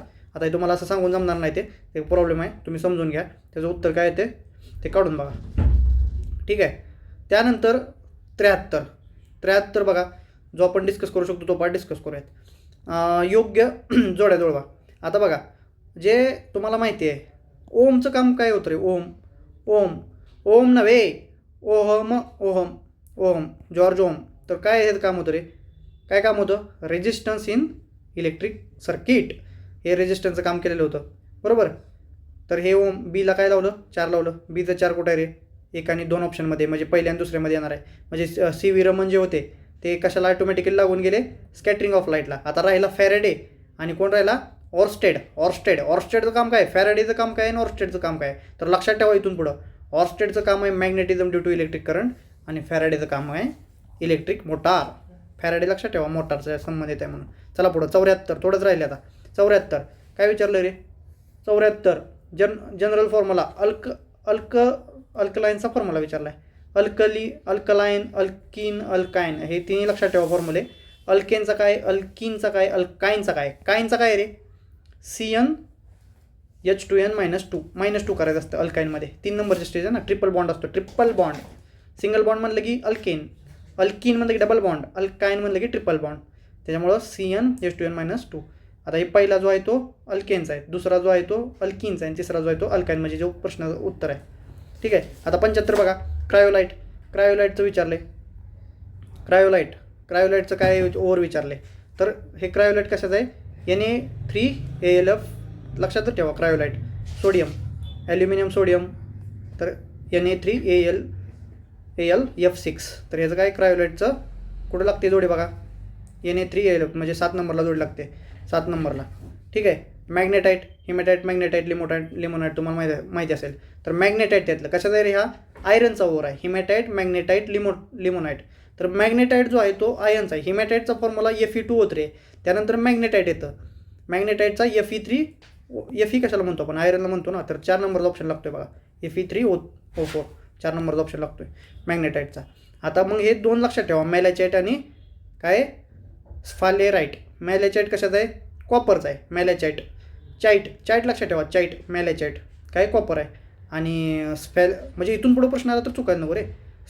स्पॅलेराईट काय, झिंकचा आहे, झिंक स्पॅलेराईट. चला पुढं, दुसऱ्या क्रमांकाचं त्याचं उत्तर आहे, ते पण नोट करून घ्या. आता इलेक्ट्रॉनचा शोध कोण लावला, सिंपल प्रश्न आहे, थॉम्सननं लावला इलेक्ट्रॉन. ठीक आहे. त्यानंतर बाकीचे पण लक्षात हे करून घ्या लगेच. प्रोटॉनचा कोणी लावला, तुम्ही त्या म्हणजे अभ्यास करताना असं डोकं लावायचं. आता हा प्रथिनांची साखळी विचारले त्यांनी. Peptide chain, termination occur with which codon, कुठल्या कोडॉननं. आता मला सांगा, टर्मिनेशन आहे, एकच कोडॉन असायला पाहिजे ना कुठलं तरी टर्मिनेशन. तर त्याच्यामध्ये मग ऑप्शनमध्ये बघितलं कळतं तुम्हाला 2 आणि 3 नंबरचा पर्यायमध्ये उत्तर पाहिजे, बरोबर. 2 आणि 3 मध्ये मग ए आणि सी मध्ये उत्तर आहे. तर UAG लक्षात ठेवा, UGA, UAA आणि UAG. तर सी त्याचं उत्तर आहे, ओनली सी उत्तर आहे. ठीक आहे. लक्षात ठेवा फक्त हे काय आहेत, टर्मिनेशन कोडॉन आहेत, म्हणजे इथं पेप्टाईड चेन इथून कट होणार आहे. ठीक आहे. 77 झालं. 78 आता बघा, हे आपण ह्याच्यामध्ये घेतलेलं आहे, सायन्सच्या मॅरेथॉनमध्ये घेतलेलं आहे. तर पहिला काय करेक्ट स्टेटमेंट विचारलेलं आहे याचं. आता बघा, हे सोलिनम हे माहीत पण नसतं तुम्हाला. Taenia solium is called as hookworm. आता हे काय माहिती आहे तुम्हाला, सोलियम काय, हुकवम, बरं ठीक आहे, माहीत नाही. Fasciola hepatica is commonly known as liver fluke, हे तुम्हाला माहीत पाहिजे, कारण की हा आहे प्लॅटिहेल्मिंटस आणि लिव्हर प्ल्यूकचा आहे. आता हे बी बरोबर आहे, बी बरोबर असणारा एकच पर्याय आहे, डायरेक्ट उत्तर येते. त्याच्यामुळं जे तुमचं पाठ आहे ना ते परफेक्ट पाठ पाहिजे. फॅसिओला जो आहे तो लिव्हर फ्ल्यूक आहे आणि मी हे तुम्हाला सांगितलेलं आहे कशामध्ये माहिती आहे का, मॅरेथॉन सेशनमध्ये 3 तासाचे. प्लॅटिहेल्मिंटस तो प्लॅटिहेल्मिंटचा पार्ट आहे, काय होतं हे की शेळीच्या वगैरे जे तुम्ही मटण वगैरे खातात त्याच्यामध्ये पण हे रोग होऊ शकतो बघा. या लिव्हर फ्लिपनं काय होतं माहिती आहे काय, शेळीच्या जे हर्ट वगैरे असतं त्याच्यामध्ये हे रोग असतात. तर लक्षात ठेवा, फॅसिओला, लिव्हर फ्लिप, CB वरून उत्तर येते. आणि नेरिस जे आहे ते त्याला म्हणतात रॅगवर्म. ठीक आहे, चला पुढं. 79, ब्रुनर्स ग्लँड कुठं असते रे? ब्रुनर्स ग्लँड हा प्रश्न विचारतात. ब्रुनर्स ग्रंथी कुठं असते असं जर प्रश्न आला तर पक्वशयाच्या सबम्युकॉसामध्ये, म्हणजे submucosa of duodenum, DJI duodenum, jejunum, ileum असे 3 पार्ट आहेत कशाचे? एलिमेंटरी कॅनमचे. तर लक्षात ठेवा डिओडिनममध्ये असते. BD लक्षात ठेवा, BD ब्रुनर्स ग्लँड डिओडिनममध्ये, सबम्युकॉसा ऑफ डिओडिनम. ठीक आहे, 79 झालं. आणि 80 काय आहे रे आपला? 80 प्रश्न बघा. इथं पण बघा, वनस्पतीच्या वर्गीकरणांमध्ये गुणसूत्रांचे कोणते गुणधर्म महत्त्वाची भूमिका पार पडतात? त्यांची संख्या असते, बाह्य रूप असतं, आकार असतं, विचलन असतं गुणसूत्रांचं, बरं का. हे सगळे ऑल ऑफ द अबव आहे. नाकारण्याचा अधिकार कमी आहे, तुम्हाला माहीत पण नसते, त्याच्यामुळे तुम्ही ऑल ऑफ द अबव मारून देणार आहे अशा वेळी. ठीक आहे, 81चा डबल आला बघा. सारखा प्रश्न येतो ह्याच्यावर. Which of the following plant has vascular system? कोणत्या वनस्पती गटामध्ये संवहनी संस्था बीजाणू निर्मिती असते परंतु बीजे नसतात? बीजे नसतात म्हणले डायरेक्ट. उघडे बीजे, जिमवाले उघडे नाही. जिम्नोस्पर्ममध्ये बीजे असतात पण ते उघडे असतात, पण इथे टेरिडोफायटामध्ये बीजेच नसतात. ठीक आहे, पण तिथे वॉस्क्युलर सिस्टम असते. ठीक आहे, आणि स्पोर पण तयार झालेले असतात. आणि ब्रायोफायटाला मागच्याच वर्षी प्रश्न आलेला आहे, ॲम्फिबियन ऑफ प्लांट ब्रायोफायटा आलेला आहे का? Repetition of PYQ continuously. आता लेड ब्लाइट पोटॅटो काय राहा? फंगल आहे. त्याचं आपण हे एक ह्याच्यामध्ये पण घेतलं आहे बरं का, मॅरेथॉनमध्ये घेतलं आहे. फायटोथोरा इन्फेस्टन्स हे सगळे डिसीज घेतलेत सगळे. हे फंगल आहे आणि हे त्याचं उत्तर आहे Phytophthora infestans. Late blight of potato. चला, हे 83वा क्वेश्चन कॅन्सल झालेला आहे. 84वा क्वेश्चन हा एकदम सिम्पल आहे. हळूहळू विकसित होणारे आणि दीर्घकालीन राहणारे संसर्गात संक्रमण असे काय म्हटलं जातं? तर आपण याला क्रोनिक डिसीज म्हणतो ना. खूप जास्त कायमस्वरूपी राहतं तुम्हाला खूप आणि जे ॲक्यूट असतात ते लगेच असतात, ते लगेच होणारे वगैरे. ठीक आहे, क्युअर पण लगेच होणारे. तर क्रोनिक म्हणजे मोठे असतात. 84. आणि शेवटचा प्रश्न म्हणलं तर काय रे? सेन्सरी नर्व सेल्स कॉल्ड, हा पण PYQ रिपीट झाला आहे मागच्याच वर्षी. दंड आणि शंकू नामक संवेदी तंत्रिका पेशी, मराठी काहीच कळत नाही, कोणालाच कळणार नाही. Sensory nerve cells called rod and cones are found in retina of eye. कुठे? Retina of eye. आता हे काही डर्मिसमध्ये तर सापडणार आहे का रे? क्वाड्स आणि रोन, डर्मिस, इपिडर्मिस, काय संबंध आहे? 2 तर ऑप्शन 2-3 गेले ना. आणि शेवटचा रेटिना ऑफ आय रिपीट झालेला प्रश्न आहे. तर अशा रीतीने आपण 2 वर्षाचे PYQ एकदम फिनिश केलेले आहेत. जर तुम्ही पहिल्यापासून टिकून असाल तर 2 वर्ष तुमची कवर झाली. पहिल्यापासून बरेच जण आहेत, डेफिनेटली फायदा होईल तुम्हाला. तर कोणाला काही बोलायचं असेल तर मी अनम्यूट करू का?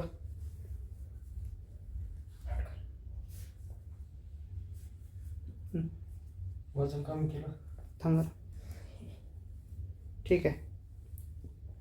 ग्रुपला मेसेज करा तर काय असेल तर. कंटिन्यू जर करायचं असेल तर मी मेसेज टाकतो, पोल टाकतो, तर रिप्लाय द्या. असेच आपण 1.5-2 तासात किती तास झाले रे? 2 तास झाले. 2 तासामध्ये आपण काय केलं? 2 वर्षाचे PYQ एकदम डिटेलमध्ये त्याचं लॉजिक कसं लावायचं, काय करायचं, एक्स्ट्राची इन्फॉर्मेशन ती पण ॲड केली त्याच्यामध्ये. आणि तुम्ही जर तुमचं कॉन्सन्ट्रेशन फुल असेल तर डेफिनेटली तुम्हाला हे काय क्वालिटी आहे त्याच्यामध्ये समजत असेल, बरोबर का? चला, तर जर कंटिन्यू करायचं असेल तर मी मेसेज टाकतो, नाही तर मी यूट्यूबला सगळेच टाकतो इथून पुढचे. आता 18 झाले, 17-18 झाले, 19, 20, 21, 22, 23, 24. आता त्याच्यामध्ये एवढं रिपिटेशन सापडेल तुम्हाला की तुमच्या लक्षात येईल की काय, म्हणजे आपण जे करतो आहे त्याच्यामध्ये किती रिपिटेशन आहे. कंटिन्युअसली तेच प्रश्न येत आहेत आणि ते जर चुकत असतील तर मग आपण कॉम्पिटिशनच्या बाहेर जातो आहे. त्याच्यामुळं मी टाकून देतो यूट्यूबला तरी. आणि यूट्यूबला बराच प्रतिसाद पण भेटतो आहे. आपल्या आता एवढे फॉलोअर पण नाहीत, जास्त जणांपर्यंत पोचत नाही, तरी पण जे मोठे 1-1 लाख 5-5 लाख फॉलोअर आहेत त्यांच्यापेक्षा आपल्या व्हिडिओ मुलं पसंती देत आहेत, बघतायत. ठीक आहे, तर हे कशामुळं? तर ते आपण जे एक्झामला ओरिएंटेड आहे तेवढंच घेतो आणि बाकीचा फापट पसारा वगैरे करत नाही, बरोबर ना? हे पण तुम्हाला माहिती असेल. ठीक आहे, तर काय असेल तर ग्रुपला मेसेज करा, ग्रुप जॉईन करून चॅटचा एक ग्रुप काढला आहे तो सेपरेट. आणि कंटिन्युअसली दररोज 2-2 तर PYQ करायचेच आहेत. 8 दिवसामध्ये 16 म्हणजे एकदम खूप जास्त होऊन जातील, आपले करून जातील. दररोज करा. आता ह्यानं तुम्हाला जर तुम्ही 2 तास कंटिन्यू आहे, किती 30 जण 50 जणमध्ये जॉईन झाले होते, मध्ये लेफ्ट झाले, पण तुम्ही 30 जण होता तर तुम्हाला आता बाकीच्यांपेक्षा तर तुम्ही जास्तच अभ्यास केला आहे. एवढ्या वेळ बसून, आणि जे महत्त्वाचं आहे तेवढंच कंटेंटवर फोकस दिलेला आहे. आता तुम्ही मग इथनं पुढं तुमची जेवण करून जी काही रिव्हिजन असेल ती कंटिन्यू चालू ठेवा. ठीक आहे, भेटूयात आपण. धन्यवाद.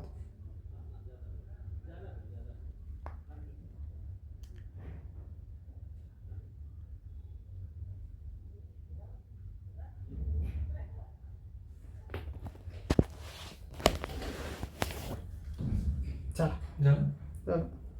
वजन किती झालं?